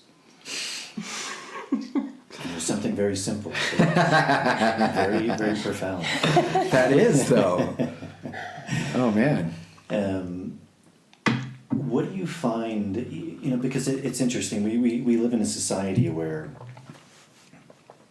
rightfully so, like we talk about things like diversity and the differences of people and how and why that's valuable. But at the same time, it feels like there's a fixation on that, which also creates more division instead of seeing the unity of people. And you know, I would imagine you both experienced this thing of like an identity, as you spoke about, like who am I? Like, am I Shipibo? Obviously, I'm not Shipibo, but I'm practicing the Shipibo art form, even though that's not who I am. And that brings up all sorts of, I think, from the outside, people looking at things certain ways, obviously probably for yourselves certain ways. And yet at the same time, I practice Brazilian Jiu-Jitsu, and I don't think there's anyone who says like you shouldn't be practicing Brazilian Jiu-Jitsu because it comes from Brazil. You totally culturally appropriate. Or as practicing yoga, going to India, I taught yoga for 6 months in India. You know, that's not seen as a bad thing, that here's a white woman coming along to teach people that are actually from India yoga and everything. But it's very different when we're talking about like shamanic practices and indigenous cultures, for sure. And also, as you said, like, you know, there's so many layers to this because, as you said, like, there are people who are innately more prone or gifted to certain things like this, and it's usually very easy to see. And that's usually regardless of their skin color, where they come from. I mean, certain people just have innate abilities. And yet at the same time, there are different cosmovisions, there are different worldviews, there are different traditions. But even as you said, I mean, even speaking about the Shipibo as a whole is very, like, it's maybe easier in one sense because there are fewer people, but if you were to speak of American people as a whole or Asian people as a whole, like it's a huge, diverse group of people. And as you said, like, the way an individual practices is going to be very different than maybe even his family, but maybe the way his family practices archetypally can be very different from the way another family practices. The Shipibo as a whole, archetypally, there's going to be a lot of differences between how mestizo practices or an Ashaninka or a Matsengenga. Like, there's commonalities, but there's also huge differences. And like, even traditionally, it was very often the case where a healer, a curandero, a shaman would go to another tribe to learn the medicine of that tribe because it was seen that they also had knowledge, and someone who really had power or an ability, you would want to go outside of your group to learn that knowledge because it was seen as valuable, it was seen as good, and to then bring that back and incorporate that into a broader body. So again, a kind of a big question, but what has that dance been like for both of you? Because it's obviously there's something of practicing something that's maybe even outside your cosmovision, outside your people. You know, obviously even these things they mean so many different things to people. But at the same time, as you said, also playing this role of a bridge keeper, which is I think also super important, and also this idea that like a lot of these traditions, they can be lost, and so many have been lost already. I mean, even the Shipibo are for whatever reason, and I'm sure there's many, but it has survived. But there's so many traditions that have been lost, knowledge of plants that have been lost. You know, and with each of those, I think it was said very well, it's like a library. It's like a library that dies every time that's not passed on. So what has that dance been like? Again, I know it's a huge multifaceted but I think it's something people question a lot. They struggle with it because it ultimately also goes back to the sense of like identity, like who am I? Like, what do I do? You know, and all of these things are very potent things of who am I, what is my work, what is my life's mission, because this goes to also things like creation, which is also like the essence of God. Like there's something very divine in that, and so take it away. Wait, that was an answer. That was an answer. It was. This has come up for me a lot in diets, because it's like, how did I get here from the deserts of Las Vegas, Sin City, to the Amazon or just to the mountains, the Andes Mountains of Peru, learning in apprenticeship shamanism from a very small tribe. Like, how did this actually happen? And also knowing, like, I'm not Shipibo and I will never be Shipibo. Even though I've been given permission to wear the shitonti, which is the traditional skirt during ceremonies. It's and that there's also been the stance of like, oh my gosh, but I don't want the guests to see me as like this like cultural appropriation and red flags, and you know, as soon as that goes into someone's head, they've instantly lost trust with you as a space holder and everything like that. And so explaining to the this is they actually like the every maestra and every maestro that I've worked with actually prefers us to be wearing their traditional gear, their traditional clothing. It's encouraged. It is very encouraged for a Yes. variety of reasons. And same with like the traditional women's tops, the cotons. And so I do wear that in every single ceremony that we have. Whether I'm facilitating or even if I'm in diet, I still wear that. And what I've been told by every single maestro or maestra that I've asked is like, it's a way to connect with the plants. It's a way to connect with their culture and their lineage, but it's also the designs on them are also part of the protections and everything like that. So there's a variety of reasons for that, but I come across this this question and do this dance a lot. And I don't know if it will ever go away because, like I said, I'm not Shipibo. I will never be, and I'm not trying to be Shipibo either. I'm learning as much as I can from my teachers. I'm learning as much as I can about this tradition because I'm coming in with my own background. I'm coming in with my own perspective and knowledge of things, and that's very unique to me.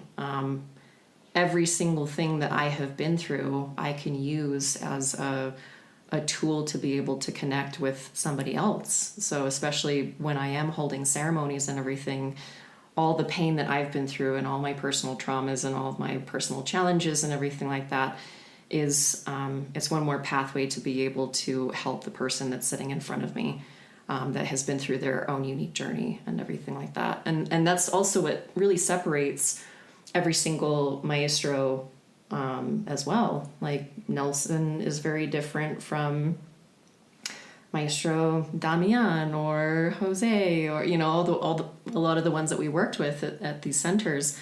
They, even though they are all technically Shipibo, they are all coming in with their very unique background, their very unique upbringing, their personal family constellations and everything that is going to also be like one of their medicines that they can offer to the very patients that they're helping.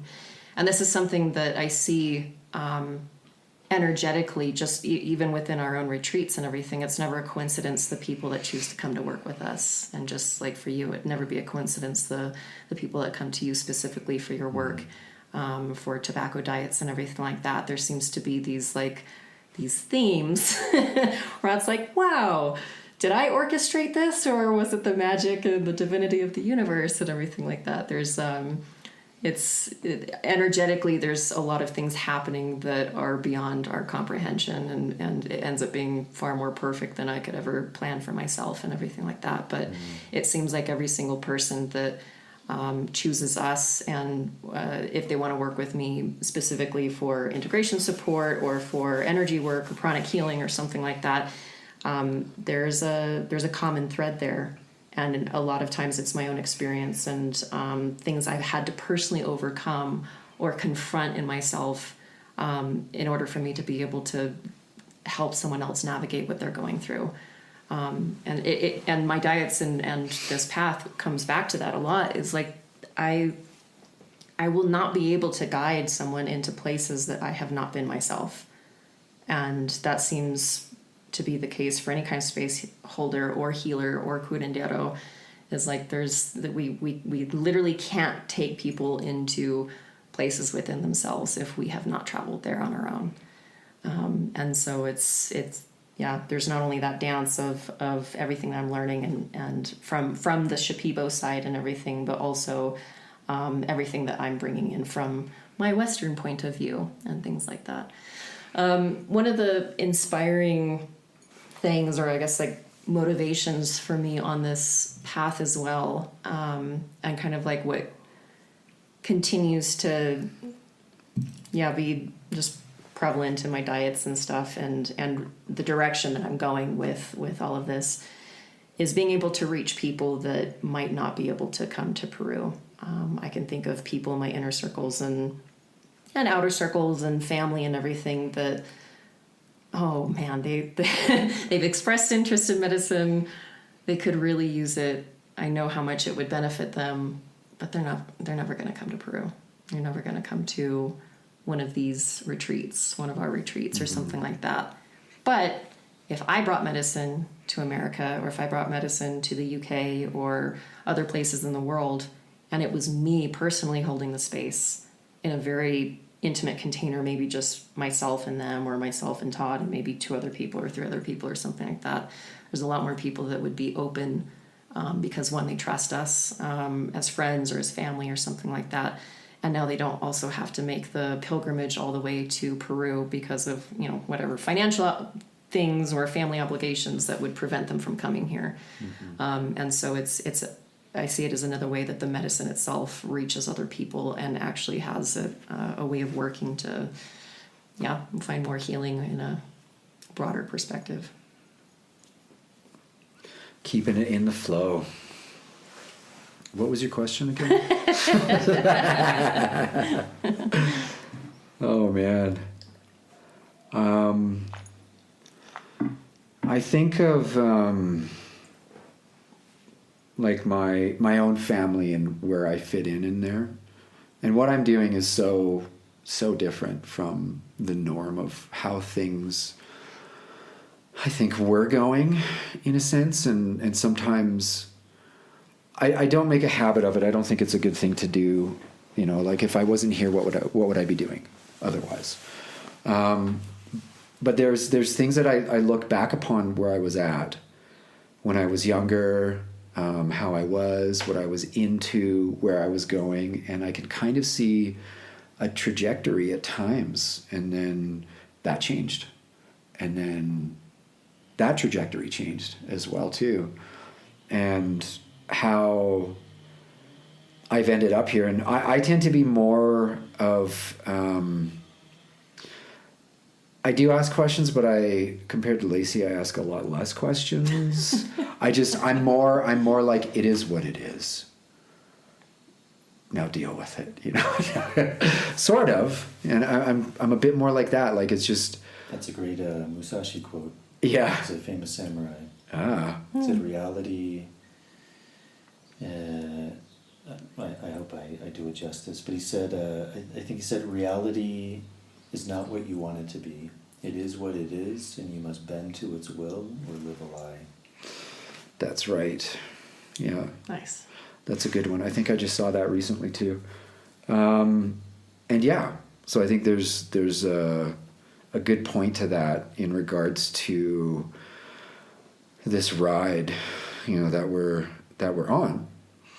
And also, again, to have the privilege to be able to do it this way as well. This is the thing when we talk about doubt. If I have any doubts, then sometimes it may be in regards to just being comfortable with that, right? Just being with what is and preparing myself to be available for what needs to happen next. I think that's a bit of a David Goggins thing as well. It's like you're not preparing yourself to be ready for what can happen. You're preparing yourself to be ready for what's going to happen, in the sense, and just to be available and in the best way possible for that too. It's almost like coming back to the facilitation part. A big part of that is knowing how to restrain yourself from saying too much or doing too much for somebody, because then you're taking away from them. You're taking away from their ability to come to it themselves and come to the realization themselves, whether it's through thinking or feeling, whatever experience it is. That's a big part of it. And that was a big part when I was learning how to facilitate, like, what the hell's that? I'm just literally following somebody who is doing it before me, and I'm learning from them, but I was mostly learning what not to do. Actually, seeing what, like, that doesn't work, and that doesn't feel good, what you're doing. Don't tell people what they should be doing or shouldn't be doing. They got to figure it out themselves, but guide them somehow with kid gloves, in a way, to be able to do so. And much like, Nelson kind of does that with us, even though he's younger. It's pretty funny. But Shipibo Buddha. But that's the thing, because, like, there's perhaps a part in that too, where he comes from.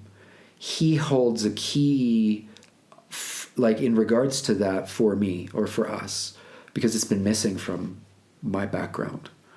And so it's something that I'm learning from him that I'm bringing back into my family, or into that line. Even though I don't have kids or anything like that, everything that I'm doing still really directly affects my family. And I'm very grateful for them, because they probably, I know they had their worries, for sure, especially when I went to a place called the Temple of the Way of Light.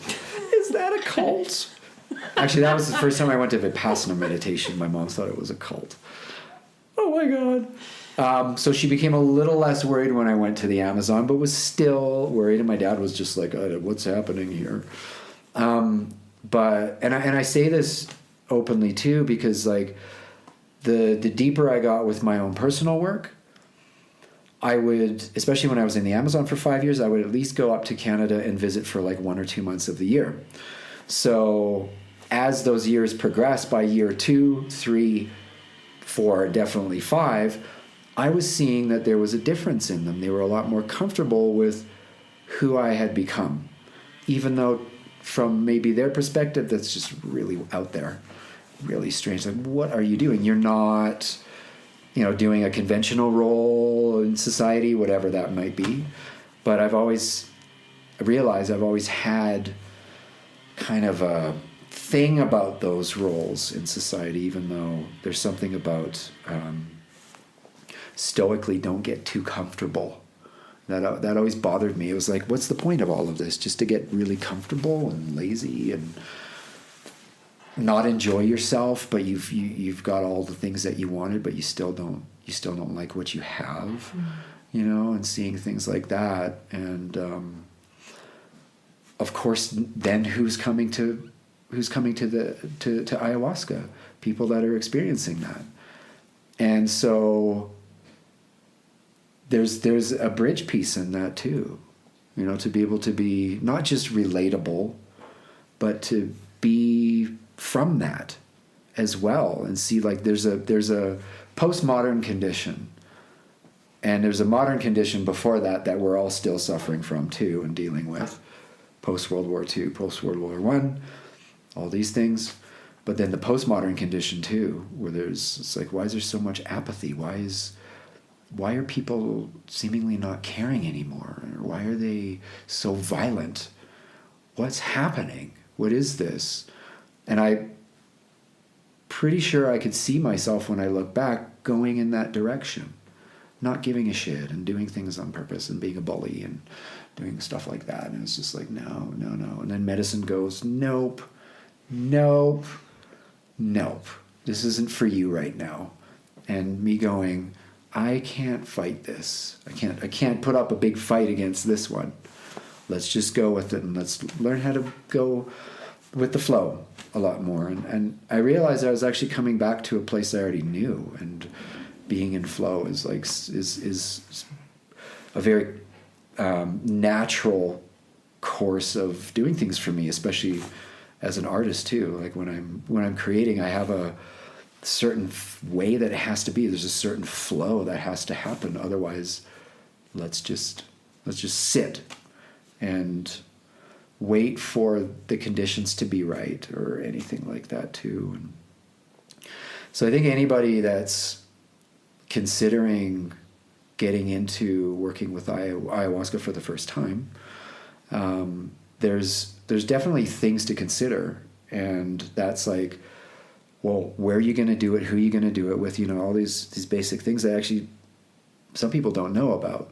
You need to research any place that you're going to go, and you're going to need to research who's holding that space, and you're going to need to research who is the curandero, who's the healer, and what are they doing, and what's their lineage. You know, all the common things. I mean, we say this to groups, and they're outgoing as well. It's like, if you're going to come back to the medicine and you're not going to be doing this, and you're going to go somewhere else, then you need to really be careful, because there are people out there that do not have your best interest at heart. Actually, there's maybe not any heart in it. And so this is a big aspect for the both of us, that when we came together, there were some things that happened, but we were already in agreement with that too.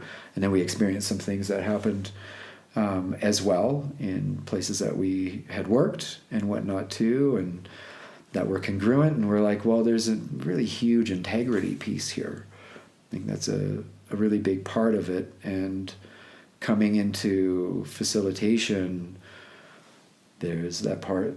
That's the big part is about integrity and providing that safe space and being a safe person for somebody as well. And so coming back to what we are providing as well is that, but it's also, that is something that's evolving. It's like, that can be improved. This can be augmented.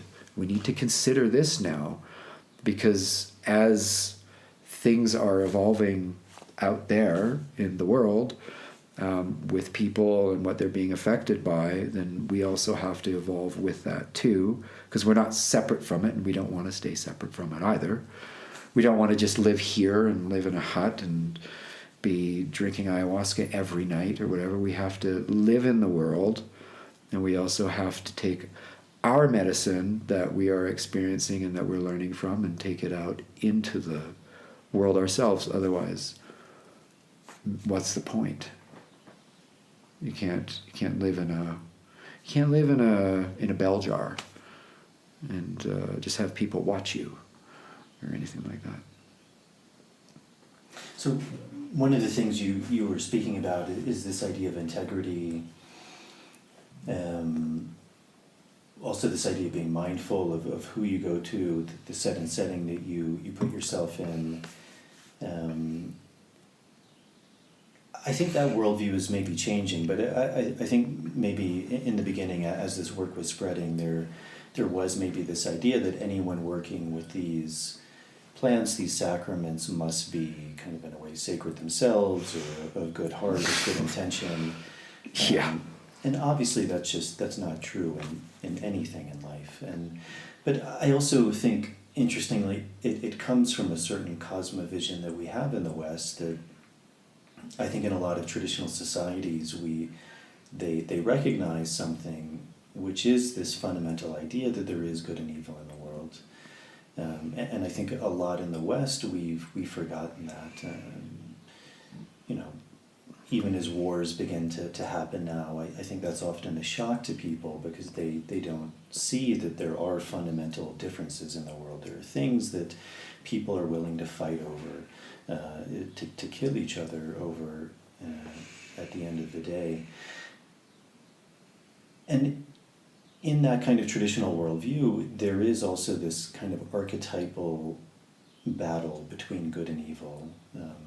And it's not so foreign. I mean, even in Christianity or Islam or Judaism, even like Buddhism. You look at Tibetan Buddhism. There's these huge archetypal battles of good and evil and entities and good spirits and bad spirits, and that is very much a shamanic worldview of also even the role of the shaman is to remove the bad, to call in the good, to also to be able to see that, as you said, to have one foot in both worlds, and to bring order. And if you're bringing order, that means there's an inherent disorder to things, which I think is something that we maybe don't recognize on a deep level. One of the things with this work is also this idea that, you use this word curandero, which means healer, but inherent to that means there's the opposite of that, someone whose intentions are maybe not good, and maybe even they don't realize that themselves. Most people aren't bad people because they choose to be bad people. It's coming from their own conditioning and things like that. So, but you were both mentioning that was also part of your journey. In kind of the framework of this work, what does that mean to you? Like someone who is doing bad, like is that something you've seen that's affected you? Like, how does that look like? How can that manifest? Because I think that's also something that's quite important, because I think a lot of people, even people who've done this, they can often come with this idea that everyone has good intentions and all work is good work. But not really. I mean, you take like politics, for example. I mean, I think most people realize like maybe not all politicians have the best motive, but it's often because they are corrupted by power, their own envy or their own jealousy or their own shortcomings. And as you said, like anyone who's practicing this work is also a human, and so they're also culpable. So what do you think are some of the shortcomings or maybe the other side of this work to be mindful of, and how does that look, and how can that also affect someone? Yeah. Well, I was one of those people that came into this work thinking it's all love and light. Yeah. And I think too, when so many people are coming into this work with trauma and they're looking for healing and everything, it's you're putting deep faith and trust into a world that you don't really know anything about. And when people are first introduced to like spiritual circles or spiritual teachers and everything, it's like, but they're spiritual, like they could never do anything wrong. And it's like I think instinctively when someone's coming in for healing work, it's like they're naturally going to put the shaman on a pedestal or the facilitators on a pedestal and forget that they're very human at the end of the day, and they all have their own stuff to contend with and deal with and everything. But for me specifically coming into this, well, first I thought everyone that works with ayahuasca is like mi familia. They're my tribe, they're my people and everything. And of course, fast forward many years later, it's like, no, that's just because we have ayahuasca in common doesn't mean that we're going to be friends. or just because we have ayahuasca in common that, we're going to hang out or something like that. We're going to be roomies. Yeah, not at all. But yeah, I really didn't believe in this kind of like good and evil thing coming into it. I had my own spiritual connection, and I've never been like a religious person or anything. And I actually like more my background, especially when I was younger, was more like atheism. I had my own kind of like spiritual connection to the universe and my own practices and everything, but definitely didn't see it from that perspective of kind of like more the black and white, good and evil. I always associate that with like Christianity and religion and everything. And when I was younger, I wanted nothing to do with that. So my introduction to, especially like within the Shipibo tradition of ayahuasca, I'd heard about this, the term for it in Spanish is brujeria, but like black magic basically. And you hear these things, and when I would hear these things, my reaction was more along the lines of like, oh, well, if you don't believe in it, then that doesn't exist. Like, it's only if you believe those things will happen that then of course it can happen, and maybe you manifest or whatever. I didn't really know anything about it. It's just, then it's going to get you. Yeah. Yep. And it's funny how that changed, because there is a lot of truth to our belief systems and the power of our minds and the power of, believing in one thing and our willing something to happen, or, just there's a lot of truth to that, of course. And there's also like the actual, again, like kind of reality that we live in. It's like, I can choose not to believe in gravity, but something will happen if I choose not to believe in gravity and I choose to jump off of a cliff anyway. And so I kind of had all of that reframed when I had been attacked, psychic attacks and attacks in my dreams, and had actually been on the receiving end of black magic, specifically this type of black magic within ayahuasca shamanism. And it's something I think is really important to talk about, because if you go to any kind of like big center, they're going to completely skirt around this topic for a good reason, that, you know, they don't want to implant anything into their guests' heads that, like, you know, the second that a guest goes into a dark place during a ceremony in their first time, oh my God, it's brujeria. No, Yeah. it's not. But at the same time, this is a very, very valuable topic to open up so that people know that this does exist, and people don't always have the best intentions. Some places, healing centers also don't have the best intentions and stuff, whether that's you're trying to rope someone back into another retreat before they're even like coming out of their last ceremony, that type of a thing. There's shady stuff in all areas of life, all walks of life. And unfortunately, these healing centers and shamanism is not any different, because there's going to be humans involved, and if there's humans involved, there's going to be, unfortunately, stuff that is not held in responsible ways, or aligned with a super high degree of integrity and things like that. But everything shifted when I had my first black magic experience, and it was really scary. And there was a part of me that, here we come across the word again, doubt, that there was a part of me that really wanted to doubt it and say it was like my own stuff. And then realized, like, once it started to get cleaned out of me in a diet, and how absolutely awful that was, like, not only like the attacks themselves, but then having what it feels like to have it get cleaned out and scraped out of me in a ceremony is terrifying. I wouldn't wish that on anyone. And knowing that this happens, this is why, like, Todd and I are both quite open about this topic of, like, hey, it's really important who you choose to work with, and even more important for people that are called to the dieta path, because that's such a, like, it's a much more intimate space. You're a lot more vulnerable, you're a lot more exposed, but also, like, you're literally entering the we'll keep it Shipibo here, Kano. And Kano means like channel, for, like, it's a loose term for channel. It has a lot of different meanings, but you're like entering the Kano, or the channel of that particular family or that particular healer. And if that person does not have good intentions for you, and you have a diet with them, or many diets, or years of diets with that individual, the way that they can weave in all sorts of gnarly things into your diets, into your energy body, it's very different than just attending an ayahuasca retreat or attending a ceremony or something, because it's a lot deeper of a connection, and you're a lot more energetically exposed, of course, too. It's a really, really big topic, and there's so many nuances to this as well, that most people in their first even like few years of working with ayahuasca will not know the difference.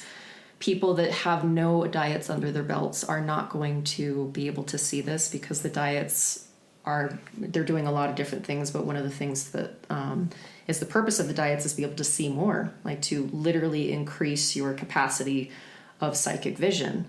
And if people don't have that in ceremony, they're not going to be able to know the difference of, like, when it's actually happening versus, oh my gosh, my projections of my visions took me into a very dark place because the medicine was pulling up some really dark stuff from my past or something, and it manifested as, I don't know, like a centipede in my vision or a scorpion in my vision. But to people that don't know, but they hear about brujeria, they may be like, oh my gosh, that healer just sent a scorpion my way, or they sent a shushupe. Shushupe's the bushmaster. It's a really venomous snake in the Amazon. But, like, those types of things can appear in visions from a black magic perspective, but most of the time people are not, like, receiving black magic, especially just a guest at a retreat center passing through, when you're like one of hundreds of people that pass through in like a couple months' time or something like that. The majority of the time, those healers, or if, let's just say worst case scenario, if it's like a couple of brujos that are running those ceremonies, most of the time they're not going to put some dark shit in just a random person passing through. It's more likely going to happen with people they develop relationships with. So that's someone that repeatedly comes back to them. That's especially staff. Staff are a lot more vulnerable to get attacked or to have these like kind of attacks or gnarly things being sent from maestros, because they start to watch and pay attention, and they start to get to know you in your energy. They start to get to know you in ceremony. They start to like dig around maybe in your mind or into your gifts or things like that, of things they might want to take, which when I say this kind of stuff, people are like, what? They're like What absolutely are you talking about? shocked at what can happen. And I like to say this is like Harry Potter shit. If you can imagine something happening in like an energetic context or like a shamanic situation, it's possible. This is the beauty of shamanism, is it opens up for everything to be possible. It opens up to possibilities of healing that we can't even comprehend with our feeble human minds. That's the beauty of it. And that, like, where there's extreme light, there's also extreme shadow. That also opens things up of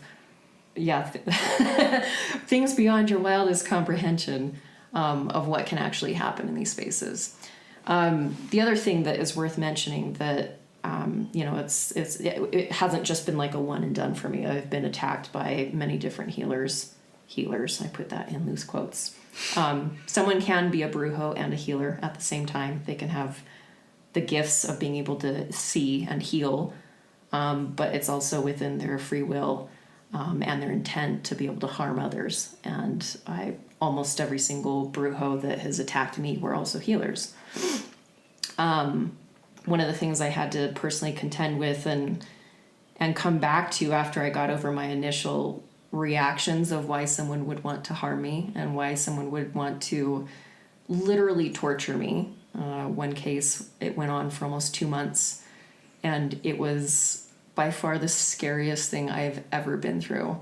When I think of times where I was like assaulted or abused or terrible things in my past, that didn't even compare to the level of fear I was going through when I was being consistently attacked and like literally tortured by a particular maestra, Shipibo maestra. And so of course I had my reactions to that experience, ranging from like fear, rage, feeling violent, feeling, of course, wanting to defend myself and everything. And in my healing process, and just taking that eventually as like a learning experience, like you don't get to avoid this if you're in apprenticeship, unfortunately.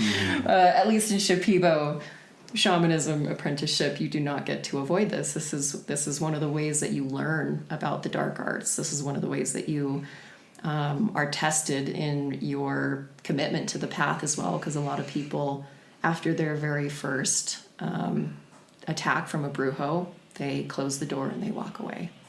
And they're like, this is not for me. Bye. It's too dark. I thought it would get dark. I had no idea how dark it could get. So it's a prueba in one sense, but at the same time, this is also how I'm learning about it. This is how I will learn. I have learned to be able to recognize it.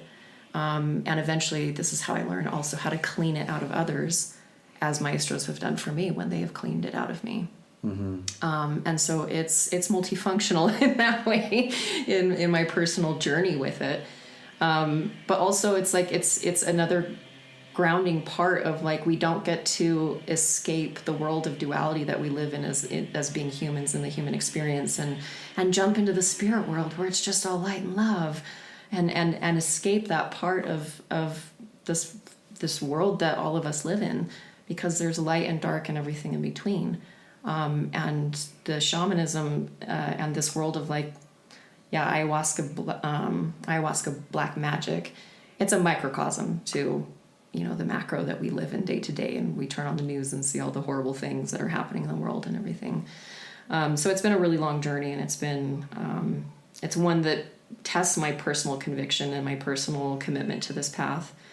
And it's also been a really, really powerful teacher, and also it's given me a much deeper perspective of what is trauma, because people aren't born brujos. And people aren't born corrupt. People are not born into being sociopaths or psychopaths or narcissists or something like that. That is developed through trauma, that's developed through their own pain, that's developed through their own unresolved wounds and everything like that. And so if someone has taken on the role of a healer and they choose to use those gifts and those powers and everything that they've learned, and they choose to use it for harm, why would someone harm me? Why would someone harm anyone in that space, or harm a person that's coming to them for healing when they've already been harmed and they've already been traumatized and everything? And it really opened my heart to more compassion than I ever thought I could possibly hold myself, because I had to come to a place of forgiveness with all of the healers / brujos that harm me. And that was a really, really big thing on my path, because it was like, I can position myself and posture myself of like, oh yeah, well, I'm going to be the one that like fights against the brujos and everything like that. But then now I'm engaging in the battle. I'm engaging in the very war that they want to, open up and fight or harm or something like that. And what does it mean to like rise above that and everything? It's holding them in compassion when probably nobody else did. That's why they are who they are and do what they do. And so, yeah, it's been a very, very valuable learning lesson, and it took a lot to get here, because I, like I said, I had my own very, very strong reactions and resentments and all this stuff building up inside of me, but that wasn't purposeful. So how can I turn something that really sucked and was one of the most terrifying experiences of my life? Well, I can alchemize that for myself and learn from it, and also, almost go towards that level of what I think is really important for healers to move towards is like, what is Christ consciousness, and what does that actually mean? What does it mean to, like, if we're going on like good and evil like that, what does it mean to, quote, turn the other cheek? What does it mean to have empathy for the very people that harm us and hurt us and everything? And that can be applied to any situation that someone has trauma, the victim and the perpetrator being able to come to this place of, in their healing journey of, I understand why that person is the way they are. That doesn't give them an excuse for what they did to me. That doesn't make it okay. That doesn't make it right. But I can find a place within my own heart to say, I forgive you. And that has been one of the most powerful teachers actually within the last year for me. Yeah. Reminds me, there's this kind of common psychological experiment where if you were to ask people, if you had the chance to go back in time and kill Hitler when he was a baby, would you do it? And most people answer, yes, I would. But as you said, for me, there's two things that come up with that. One is that that's a baby and it's pure, and people do things because of so many other things, not inherent. And two, then you become a killer. So you then embody that same energy. Yeah. Mm-hmm. Yeah, how many of those people answered yes right away and then backed off, actually, once they thought about it? Yeah, that's good and evil. I think I went through a period of like a version of spiritual bypassing where I was like, there's inherently no good or evil or bad. But I think in regards to working with guests, because hearing it from guests that come in because they're having their initial whatchamacallit, like when they come in their consultation. And I would sometimes cringe when somebody was like saying bad, like I was having this bad experience and it's bad and whatever, after a while, because I was like seeing it like, hold on a second, okay, so there's things in that you're learning from and that you've learned from, so you can't forsake it. So let's just not blanket term this whole thing as being bad or good. There's intricacies to it or whatever. But I've recently come more into the good and evil thing. It's really interesting that you brought it up. Like, what does that mean? And I've had to be careful with myself, because it's been a lot easier lately to be like, that's evil, and that's good, or that's the opposite of evil, and that's evil, but it's evil. And so I get this like opportunity to like go into these things that I'm contextualizing and going, I don't even know what I'm fucking talking about. Like I'm just, where did that come from? And what has happened though is the experience that Lacey was just describing. I was also experiencing it myself in my own way, and experiencing things before that too. When it comes to the black magic part and the brujeria and manipulation, essentially. And going into, okay, so I've got these terms in my head because I'm literally like automatically calling it that, or calling this person that. Okay, Todd, time to back it up a little bit, and let's just sit with that for a second here and not get too judgy, because there's something in it that I can discover too. Like, why would somebody want to harm me? Why would somebody want to manipulate me? Why would somebody want to take advantage of my goodness? And you brought it up in the intro to this, question, idea. It's like there's, again, innately the human condition. There are jealousies that are present. When people feel a lack of something that they don't have, then what would spark them to want to act out or manipulate a situation so that they can have something, coming from a place that is not in integrity at all. It's not in any honesty at all. It's like stealing something or whatever. And some people may have heard about that. It's like, Lacey mentioned this a little bit. It's like, there are people out there. I'm just going to say people. I'm not even going to say curanderos or whatever, disguising themselves. There's people out there that have abilities to manipulate people's energy. So it's like, oh, shiny, shiny. I want some of that. I'm going to take some of that. It's a very simple way to put it. And that's the kind of stuff that can happen. And then there's other things that happen where I don't know if it's mental disability, but also too, sometimes people are using plants that are, they themselves, the plants, you've got to be really correcting yourself, or that plant can take you into a whole other dark shadow journey. Mm-hmm. And if you're not ready for that, what are you going to do? You're going to go the Darth Vader route. I say this often. You're going to go Luke Skywalker hero's journey, or you're going to go Darth Vader time. Because sometimes in the path of apprenticing, and maybe more than sometimes, you can learn a lot more quicker by going the dark path. But do you know it's the dark path? Generally not.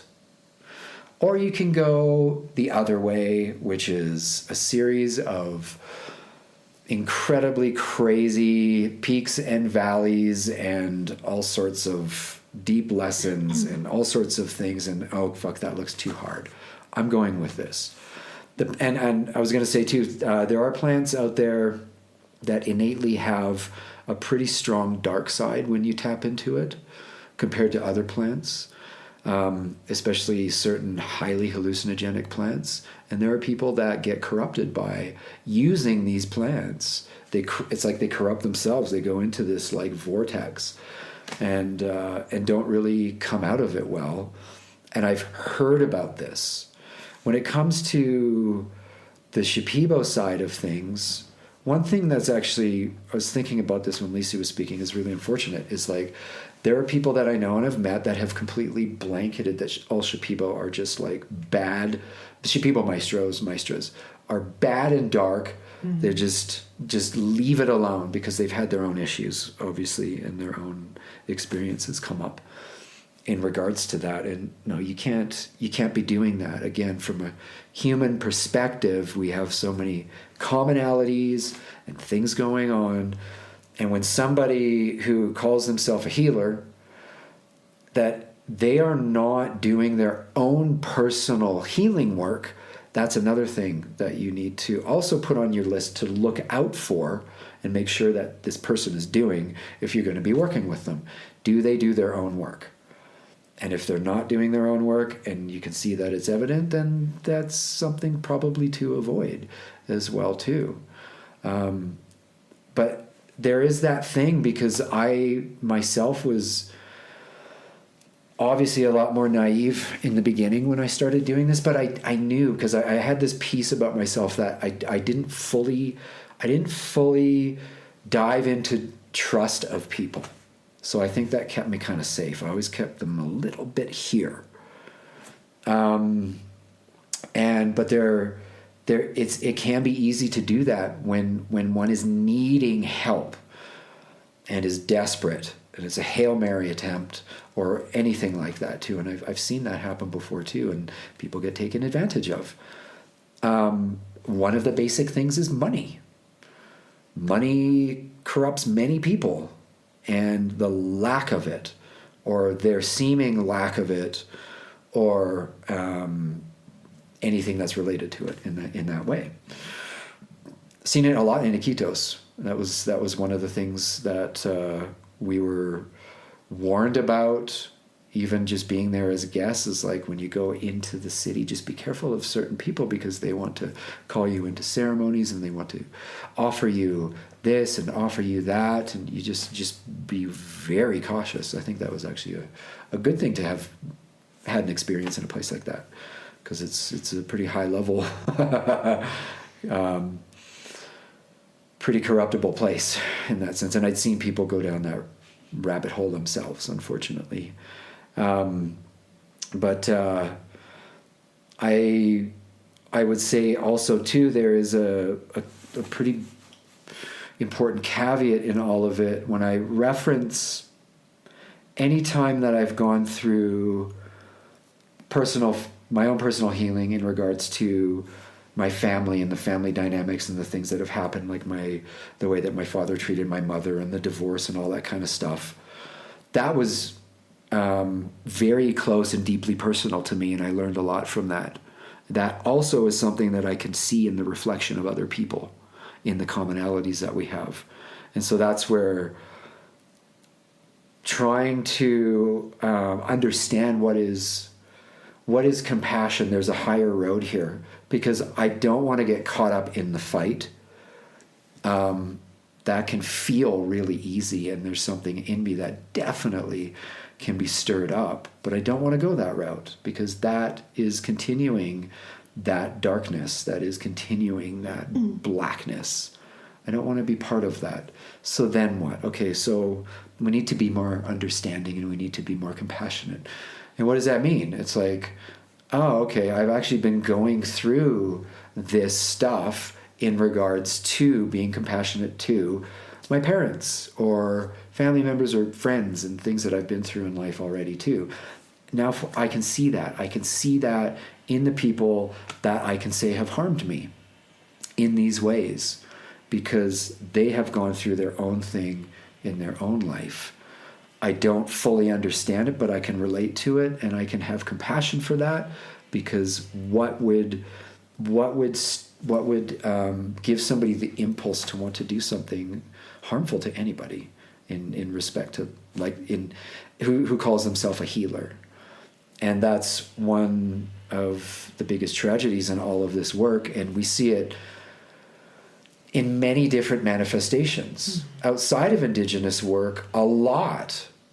And again, coming back to the beginning of what we were talking about, the manifestation of some people's egotistical shadow side, their unacknowledged shadow sides that they just keep feeding and looking for power.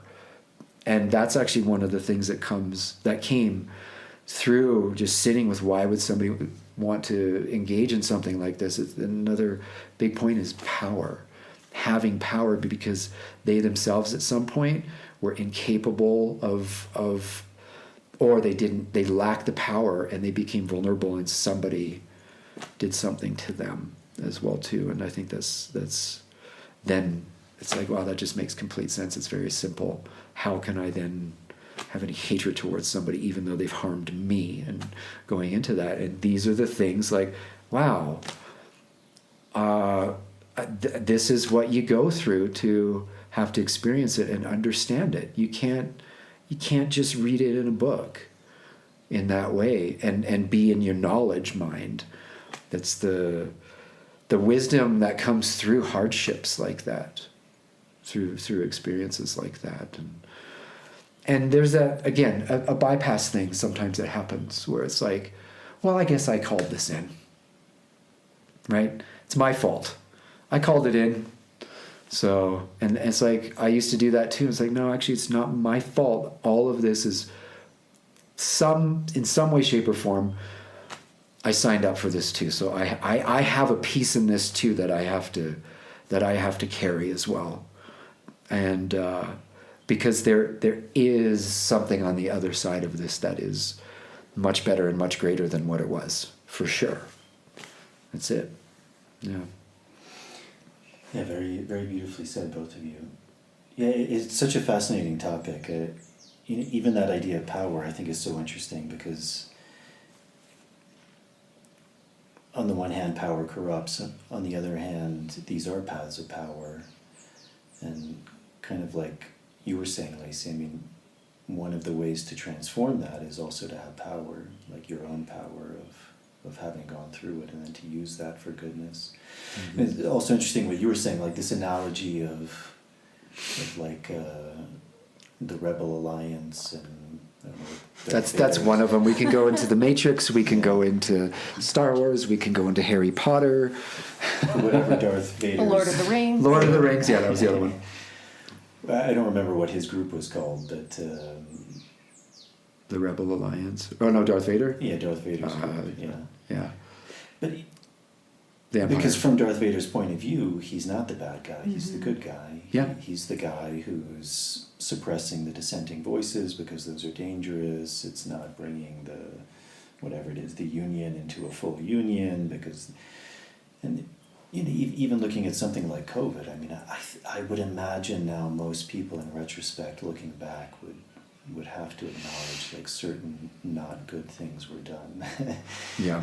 Suppressing people's voices, censoring people, not allowing people to work because they didn't get a vaccination, which in the end has been shown never stop transmission. Mm-hmm. And yet you think like the majority, and I would say even the vast majority of people participated in that, and they felt very justified in doing that, and they were told they were in the right. But it takes tremendous, I think, character and as you said, insight, vision, which I think is one of the ways of power of these paths, is to really be able to see the difference between good and bad and right and wrong, and something that's, even the Shipibo, I think they have a really beautiful way of saying that, which is that idea of hakun, which means good. And what is good is that which is true. And what's true, it's that which is life-giving. Mm-hmm. And anything that's not life-giving, that's hakun ma, that's separating, that's dividing people, that's taking away power, manipulating, is inherently not good. It's not life-giving. But to be able to see that it takes a lot of courage. And it takes a lot of work. It takes a lot of work. Yes. Absolutely. Yes, and that for many people is dissuasive. That potential burden of all the work that it's going to take to be able to do so, and all of that. And that's what I was saying. That's where people go that way or that way, whatever it is. They go Darth Vader. It's just like it's actually going to be a hell of a lot more work exponentially for you to get back to the point that you started at. So kind of bringing this back together. So you've experienced those things. So I would imagine that's had a big impact in how you do your work. I mean, obviously, like working in a place like the temple, Sotara. I mean, you both have worked with, I'd imagine, hundreds, if not thousands, of people now. What are things that in intertwining medicines, like things that maybe you would say you do differently, or things that you see, things that maybe people who are coming to this work don't like as you said, they wouldn't know. Like, what do you look for? Like, what is important? What do you think are parts of what you've discovered in your own journey that make the work you do more in integrity? Because I think integrity is it's a super important word, and even in this work, integration, it's all about that. But doing this work in as good a way as you can, and I think something also very valuable you said, which is it's a constant process. Like, okay, is this working? If it's not, okay, not throw it out or change it or modify it, and also having that humility, having that fluidity of being able to change. But what are things that you think in your work that makes your work different and special in that way? One, the size of our retreats, we keep it really, really small. I think that larger centers play an important role to introduce more people to ayahuasca. But the quality of the work will automatically go down when the healers are tired and the facilitators are tired, or the facilitators are not getting fed properly. That you know a lot about that, both of you. Getting enough sleep. Getting enough sleep, those types of things. Yeah. But yeah, just having the smaller groups. Our maximum is 10. That's usually like between 5 to 8 people per retreat for us, and also because we keep it so small, we're very much a part of the process from the very beginning, because we're not some big ayahuasca center. So that means that every interaction through email for a person to find us and sign up or go through like the eligibility process and pre-screening and stuff, to the preparation calls, to the integration sessions, like we're there 100% of the way, where a lot of that gets lost just by the nature of a large center. You have one person that is responding to the pre-screening email, and then maybe is like the coordinating, and then you have another person that is for integration, and then you have whatever team of facilitators are also there with the team of maestros that is also constantly shifting and changing and everything. And how's the cohesion on the team? As we know, having whole other podcast. As we know, all three of us know exactly what that is like when you are facilitating with someone that, there might not be a whole lot of agreeance or cohesion there, or perhaps the team of maestros, even the maestros might be working with someone that they're family enemies, or just all this kind of like behind the scenes stuff that people would have no idea goes on behind the scenes. Probably good they don't. Yeah. And so having a team that is truly cohesive with one another, but also like we mentioned, Nelson is our primary maestro, and he's our Shipibo teacher. We diet with him. We have a really wonderful friendship, but also work relationship, but also like student to teacher relationship. There's a lot of different dynamics at work there. But also just the camaraderie between all of us, and also like having fun. We can have fun at work, even though it's like technically an energetically dense environment, but also weaving that sense of joy and lightheartedness into those spaces that can feel really tiring, really draining, really heavy as well. And so just humor. I was just gonna say humor. Humor is literally my lifeline and my anchor while I'm in my personal underworld every single dieta. That's the only thing that really gets me through these days. You know you're okay when you're laughing. Yeah, if I can laugh at the absurdity and the wildness of that journey, then I'm good. But so it's like little things like that they really aren't little things. They're actually quite big things, but keeping the groups really, really small. Building those relationships and those connections as well. Like that's another thing that we've seen working at large centers, is people will go back to that center because, hey, they had a good experience the time before, but now they go back and it's facilitators that I like the ones from before, or it's different healers, and it's just like it's a whole different thing every time that you go back, as opposed to really like getting to know the people that you're helping on their healing journey. And that's what really why people continue to come back to us and choose us. Like the majority of our retreats have either referrals or repeat clients and everything, because people feel the difference and they see the value of coming back to a space that they are comfortable with and had a good experience with and things like that. Another thing is, I say this on Intertwining Medicines social media like all the time, is the importance of having facilitators that like truly invest in the medicine that they serve and believe in the medicine they serve.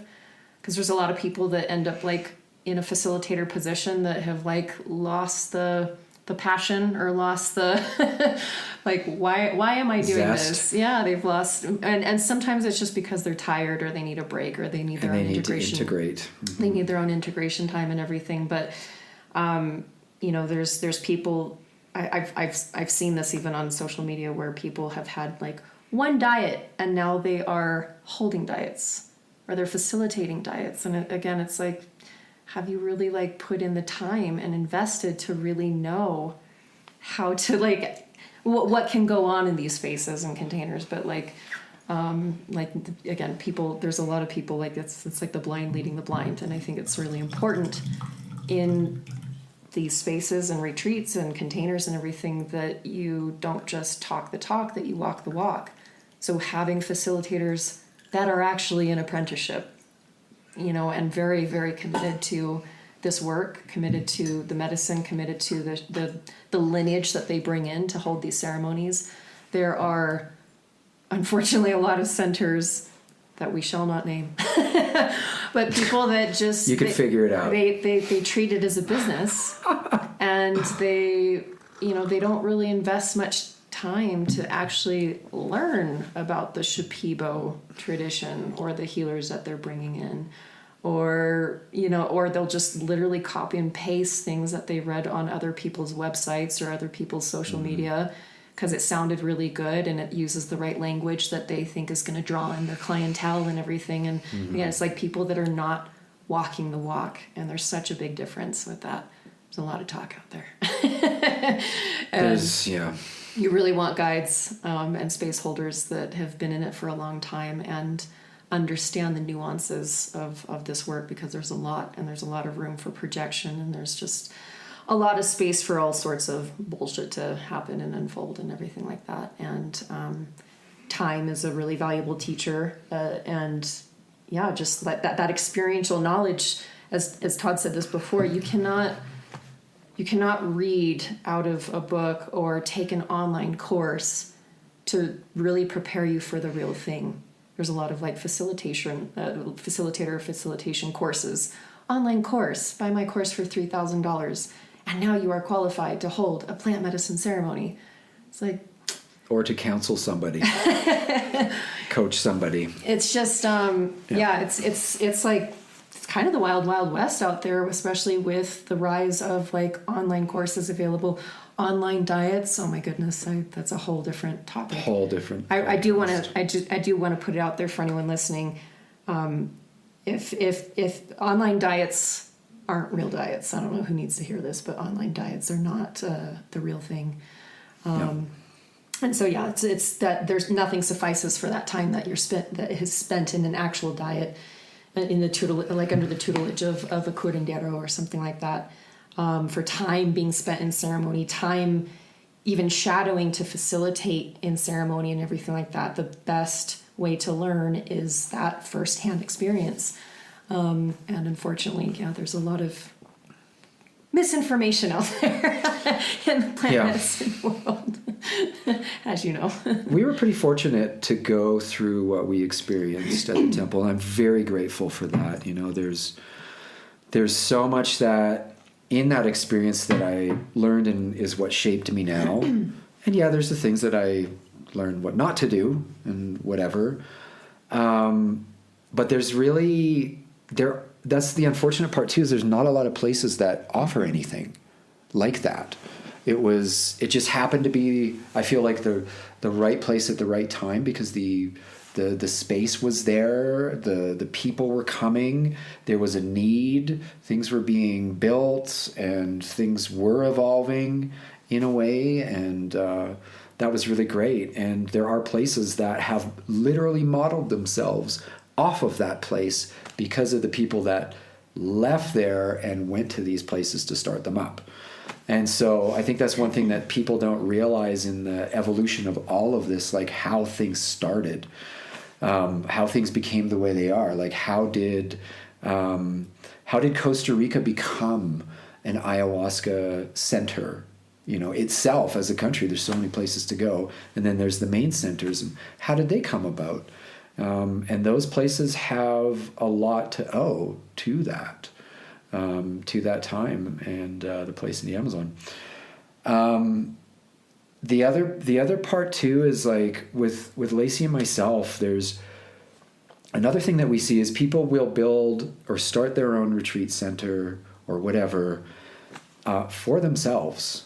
Really, they're serving their own needs to have people come to them and they can be put up on a pedestal and whatever. And it's like, we don't do that, and we don't want to do that. For us, it's creating a space for people to come as we're serving them, you know, like manifesting that space, manifesting all the parts to put together so that they have the best experience that they can have. And I don't mean like, hey, it's going to be like ayahuasca Disneyland, obviously not, but so that when they're going through it, that we are providing the best container for them to soften into it. And we can also ourselves help them and provide for them what they need. That's basically it. There was, for me, when I first started facilitating, I was actually pretty uncomfortable with it. Thankfully, though, it's where I learned to speak in front of crowds of people. You know, when you're speaking to 20 people or 25 people, whatever it is, that's where I learned to do that. That's where I overcame that. And realized that actually I have something to share. I have something valid to share. Not like everything I say is important. I did go through a period of that, and then it was just bitch slapped. It was like, nope, you're not going to go that route. Thankful for the medicine for that. And as that's something that Lacey and I both share, it's like we want to be able to see our guests come in, whether they come in once or more than once, and to feel like they have respect and to feel like they are part of a family and even part of a community of some sorts in that way that we can somewhat provide. You know, that's also really important. And to see how that shifts and changes and moves and goes into the future and everything as things start to build and open up more and more. I think that's one of the really beautiful things for myself, and to see like what I have been through, what I have gone through, and the experiences that I've had in many different ways, and to come to this point to see that there's a synthesis of something that's happening. And I can relate back to like having thoughts years ago about, you know, it'd be so much nicer to just actually have a small group of people, you know, and in a quiet place, and where there's not a constant amount of people. This is the other thing that some people maybe aren't aware of. At big centers, there's not a lot of cleaning being done on the energetic level, and they really have to keep up with that, because that was one of the things that when I became director at Soltar in Costa Rica, it was like the maestros were coming in and out, and they're having to deal with stuff energetically that's just built up. And these are things that we have to take into account. We have to keep things clean as much as possible. So it's like that's what we're doing on our own personal level daily as well as we can. And when it comes to the other centers, they have a responsibility to do that themselves, because if they don't, then that affects everything they do. It affects everybody that comes in there. It affects everybody that works there. So at any time, if they're having any problems, it's most likely due to that. And that's why I'm not there anymore as well too, because when you get into having, and we used to kind of joke about this at the temple, this place is a little bit like fast food ayahuasca. We do not want to be part of something like this. So how can we make it better? But unfortunately, things have got even more like that, where centers rely on influencers and what they have to say. And so that's another thing to look for as well. It's like if you're looking at an ayahuasca center that bases their credibility on what an influencer has to say, then really look at that a few times. Is that valid? And are, what Lacey brought up again, are the people running those centers doing their own personal work? Because everything trickles down from the top when it's a top-down approach from a business perspective, and those places are. Are those people in integrity? Do they actually respect the tradition of the indigenous group that they're working for? Are they actually a fully indigenous, respecting ayahuasca center? If you call yourself a Shipibo Ayahuasca Center, are you entirely a Shipibo Ayahuasca Center? And are you doing the best that you can to help who is working for you, the maestros, the healers, in that respect? Are you respecting the country that you are occupying, the land that your retreat center is on? Are you respecting the indigenous people from that place too? All you got to do is look at any of their Instagram posts and look at the comments that people make, because people are commenting literally more of that stuff on there and calling it out. They can take those comments down, and I've seen it happen, and it's like, man, that is not the way to go. Also, the way that corners are being cut, because economically, post-COVID, there was something about COVID, when things opened up, people were flocking to do ayahuasca medicine work at centers and stuff like that. And some people really did very well, because a lot of them also closed down, so there were only so many open, right, when it came to a place to choose. But there's been a bit of a dip in things too, with before the election and whatnot, and it's affected a lot of people in who have an ayahuasca center or serving ayahuasca and whatnot too. And so the bigger centers have definitely taken a hit, and so they're cutting corners on their integration programs and their intake programs. And I'm hearing this because I still know people that are there, obviously, that are friends of mine, and they've been expressing worry about that, specifically because of the clients that are coming in.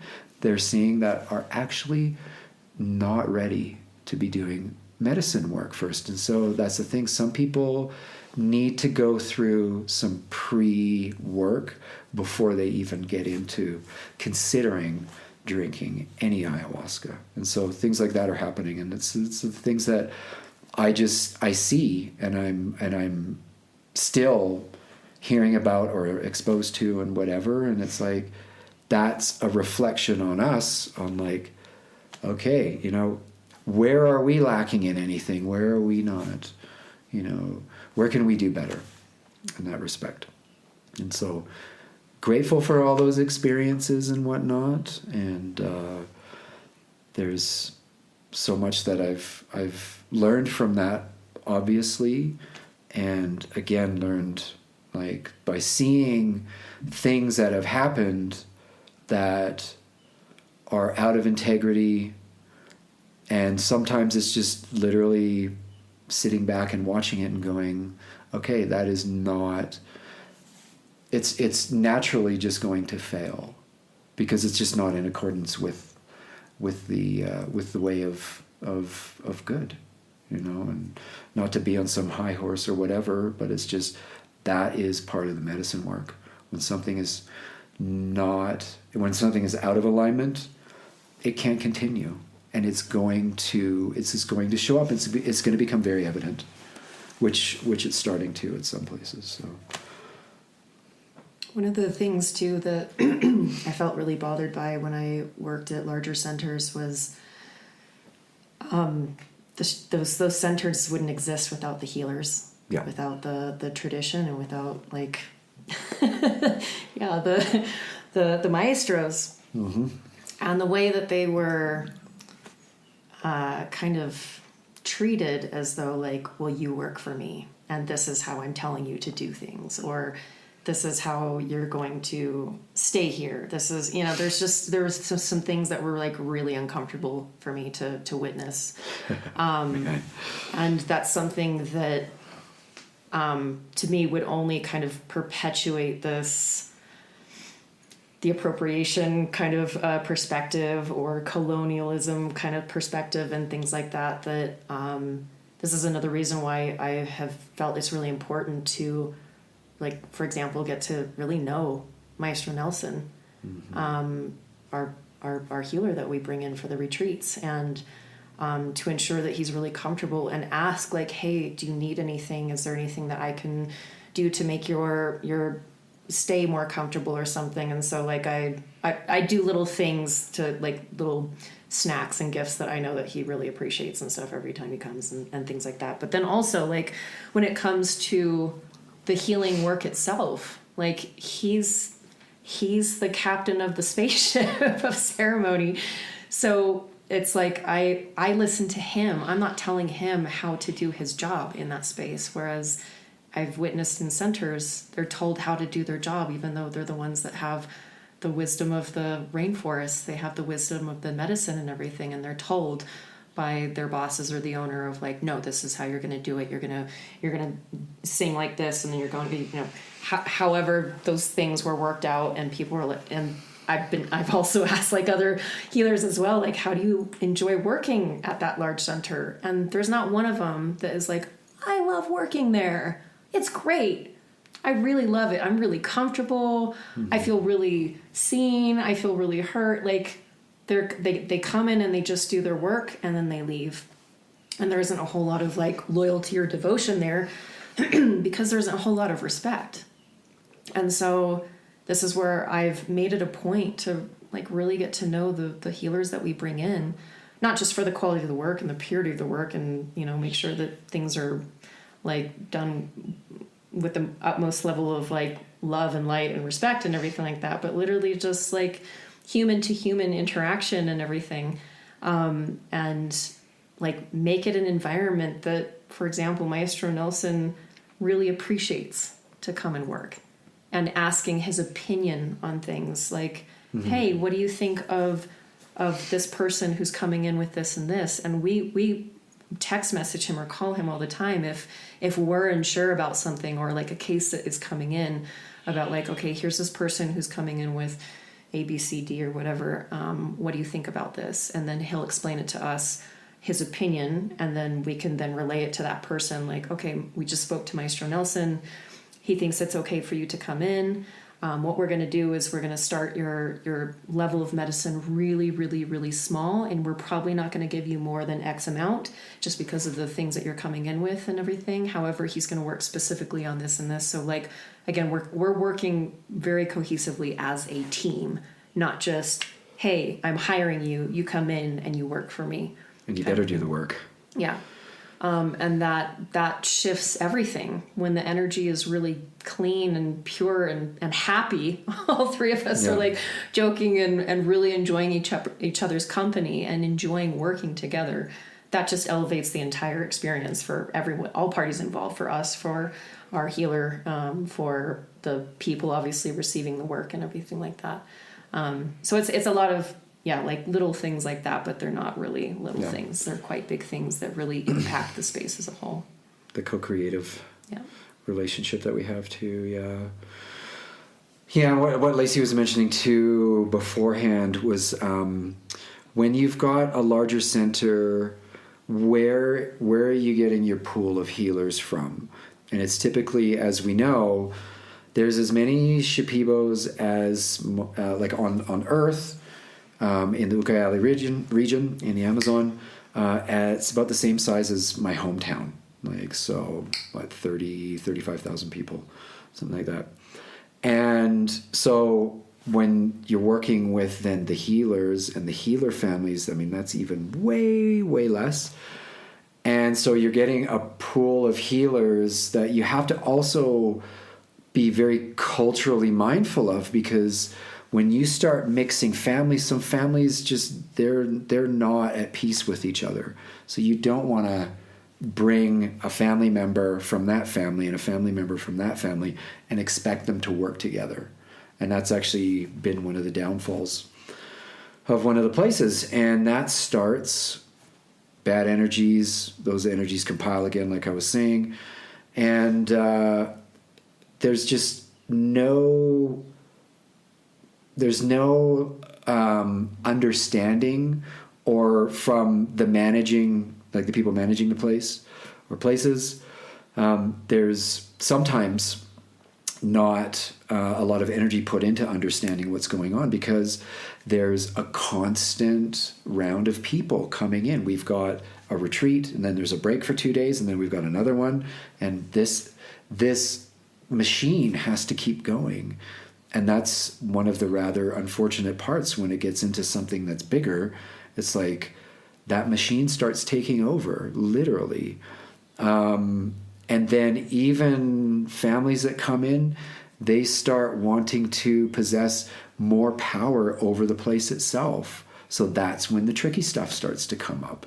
And that's when they start trying to manipulate people and whatnot too. And I don't have any answers of how to like ratify any of this or whatever, but it's just, this is the part that a lot of people don't want to talk about, especially the people that are working there presently that don't want to expose it because they work there. And maybe there's some sort of shame about that.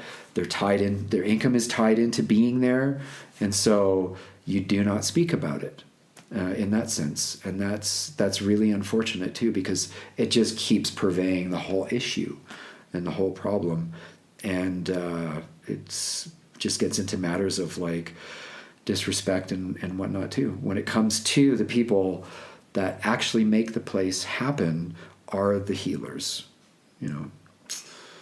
Yeah. Well, we're over 3 hours. Yeah, woo. So maybe we'll wrap it up. Where do you see this work going? Where do you see maybe your own lives going? But I guess even in a bigger picture, like where, you know, you've experienced so much healing from this. I think you brought a really interesting point, which is this kind of reconnection to this ancestral way of being, something that's maybe more innately true to who we are as human beings. And I also think that's one reason why this work is expanding so much, is because it is reconnecting us to that. Where do you all see this work going? As you work with all of these people, as you see their own healing journeys, their own learning journeys, obviously this work is much more acceptable maybe in a broader context than it was 10, 20 years ago. Do you have any insight or vision as to where this work begins to go? Because, you know, again, there's a lot of different topics of how it moves into other places. How do you take it out? Do you synthesize it? Do you do all of these things? Do you respect traditions? What are maybe its limitations? How do you see these plants like ayahuasca being integrated into society as a whole? Do you think it stays something more niche, maybe you're going back to something more niche? Do you think it becomes part of a bigger part of humans as society, as their own evolution, that it becomes an integral part, which I think traditionally it was a very fundamental part of people? Where do you see this work going? Good question. Yeah. I mean, with the psychedelic renaissance, Yeah. who knows? Who knows? I have my my inklings that big pharma will try to come in and try to synthesize it in different ways and bastardize it really and put it into pill forms and stuff like that. And ultimately I definitely have to like relinquish my own grips of how I think it should look, I know what's very important to me, and I know what has been really important and knowledgeable and valuable for me, which is like the indigenous route and the traditional route of ceremony and keeping it sacred. Because if it's being distributed at a pharmacy in Los Angeles, that's a little bit different. And just from my understandings of what's happened to marijuana and what used to be a very medicinal plant, and we can still say it is the medicinal plant, but it's not the plant that it was 100 years ago or 200 years ago. It's a Frankenstein genetically modified version of itself with crazy amounts of THC that have been actually scientifically proven to cause like psychotic breaks in young people and stuff like that, because the amount of THC is nowhere near what it would be naturally occurring in nature and things like that. So I have my kind of fears regarding of where it could possibly go. But also I'm constantly brought back to this place of like, well, I just have to kind of surrender and trust that it's for a higher purpose. And even if that means that we like backtrack a little bit or go into places maybe we shouldn't initially or something, the things autocorrect later down the road and everything. I think on like a grander scale and a global scale, the way that ayahuasca reaches more people is absolutely wonderful. But then also like kind of coming back to the topic of integrity of,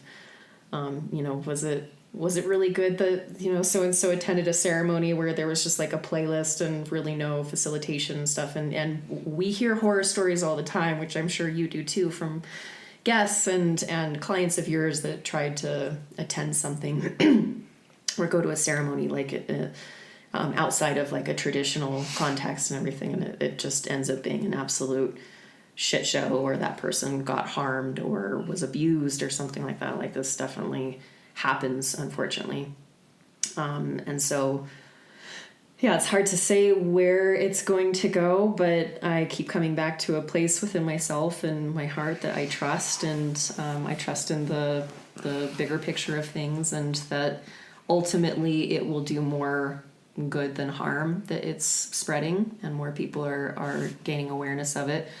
Also with that, like the importance of preserving the plants themselves, and whether that means like there's more ayahuasca farms or something, so that we're not over harvesting something really, really incredible and dwindling down the numbers so that it goes extinct or something like that. But where there's potential profit, people are definitely gonna like plant more ayahuasca farms or chakras or something like that. So it's not too much of a big concern. As far as like us personally and where we want to go with it is like, yeah, eventually have our own space. We haven't decided an official place yet, but would probably be in the Amazon, kind of like a San Martin region, Tarapoto region or something, where it's like not quite Amazon basin, where there's like clouds of mosquitoes and like oppressive heat, but more of like diseases, the Costa Rica version of the Amazon. So that's like where the Andes meet the Amazon. The place is undecided, but like have our own retreat and dieta center for sure.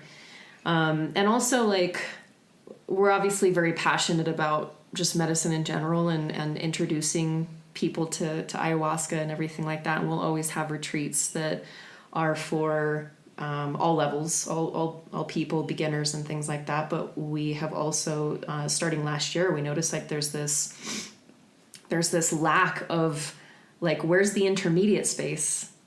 There's a lot of beginner spaces, which is, we can pretty much account for every ayahuasca.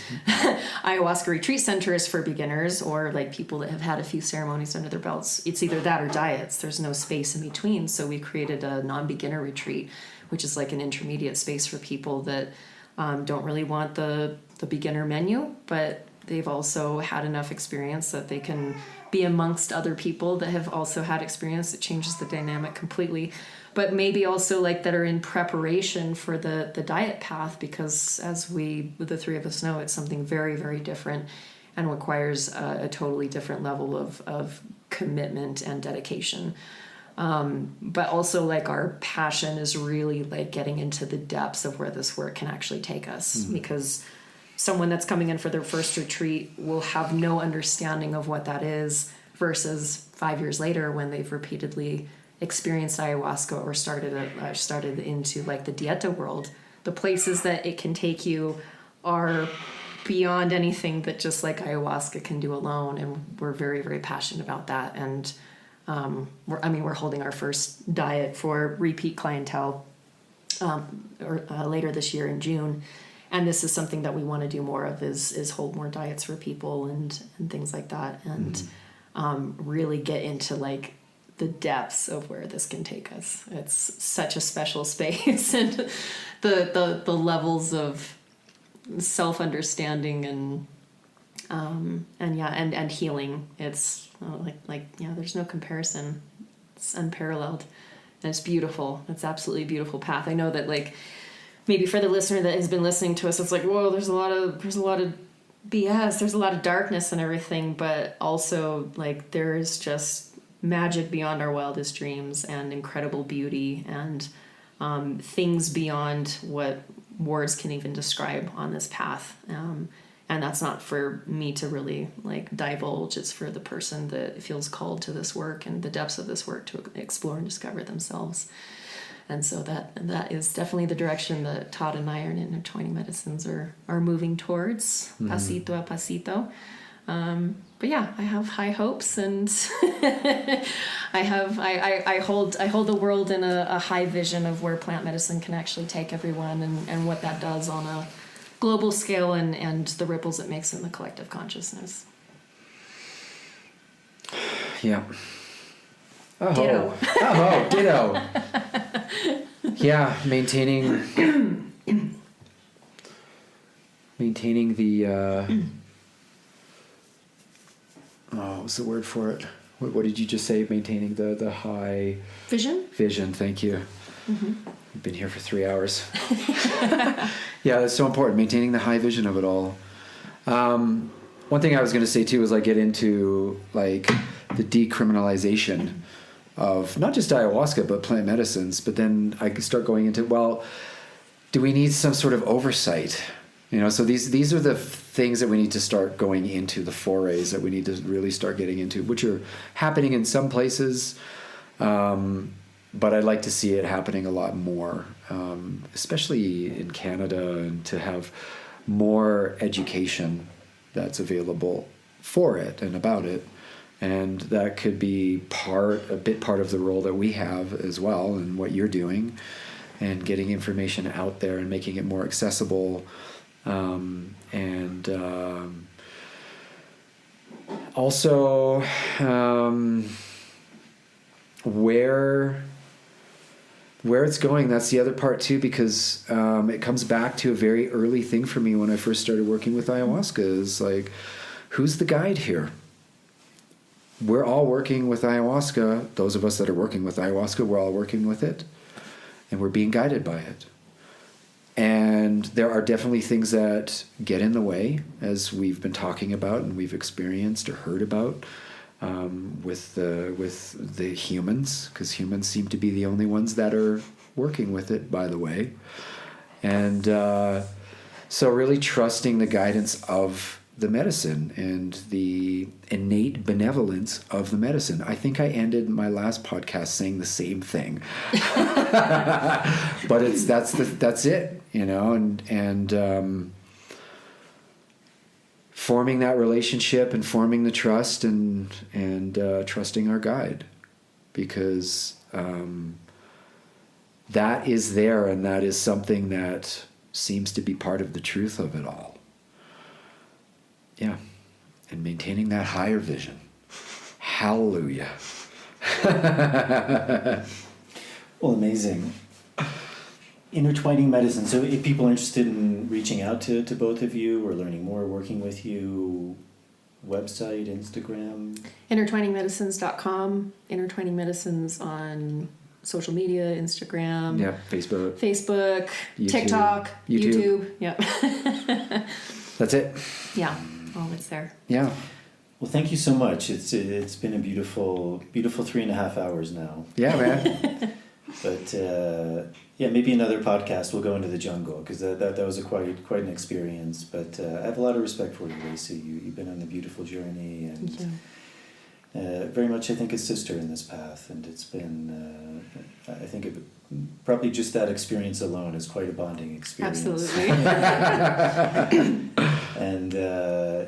And Todd, I mean, you're a brother. You know, it's interesting because we were together for a long time, but I think in that environment we probably didn't connect as much as we could have. Although saying that, I think we didn't connect more as at the much. end of it, obviously. Yeah. But I have a lot of respect for you. I think anyone who's been through that experience, and especially when you came in, facilitating groups on your own, and it's a huge experience, and it takes someone quite insane, quite dedicated, Unsane, to do that. But there really is no substitute for that. I mean, for working with that many people over that much time, it's a beautiful thing.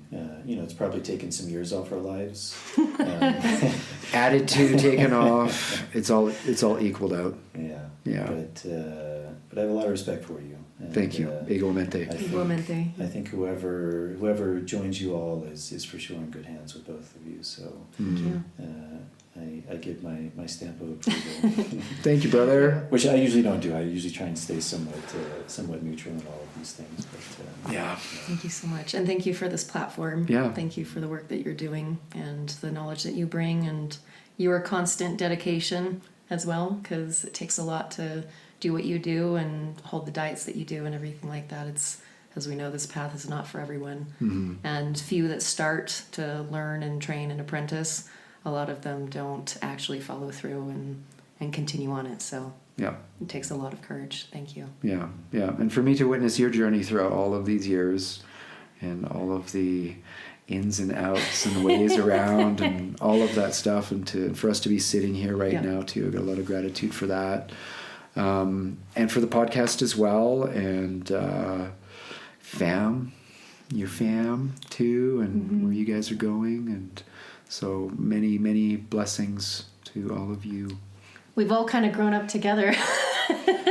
Yeah, there's some sort of circle that's meeting here or whatever's going on, and we can't make this stuff up, and we could never have predicted any of this to have happened and whatnot. So again, really grateful for that. We are we're doing quite well, and there's a lot to be grateful for. Yeah. Everything I think is very much connected in that way. It sounds kind of woo-woo, but it is interesting. I mean, we all have been a big part of each other's lives, and it's fascinating how these things come together, and I hope and imagine we'll continue to be in some form or another. So Absolutely. Bust out the Cards Against Humanity. Like all times. Oh yeah. Some rice, 1 egg, and 2 vegetables. And no red meat whatsoever. Yeah. Well, it's been a pleasure. Thank you very much. Thank you. We'll get this edited in the coming weeks and put it out, and I hope people reach out to you and just learn from your wisdom. And again, we're 3.5 hours, but I think we could easily do another 3.5. So we'll do that again at some point. Yeah. Thanks, Jay. Thank you. Woo. All right, everyone. That's it. I hope you enjoyed that conversation. It was really a pleasure and an honor for me to sit down and talk to Lacey and Todd. As I said, we've known each other for a long time.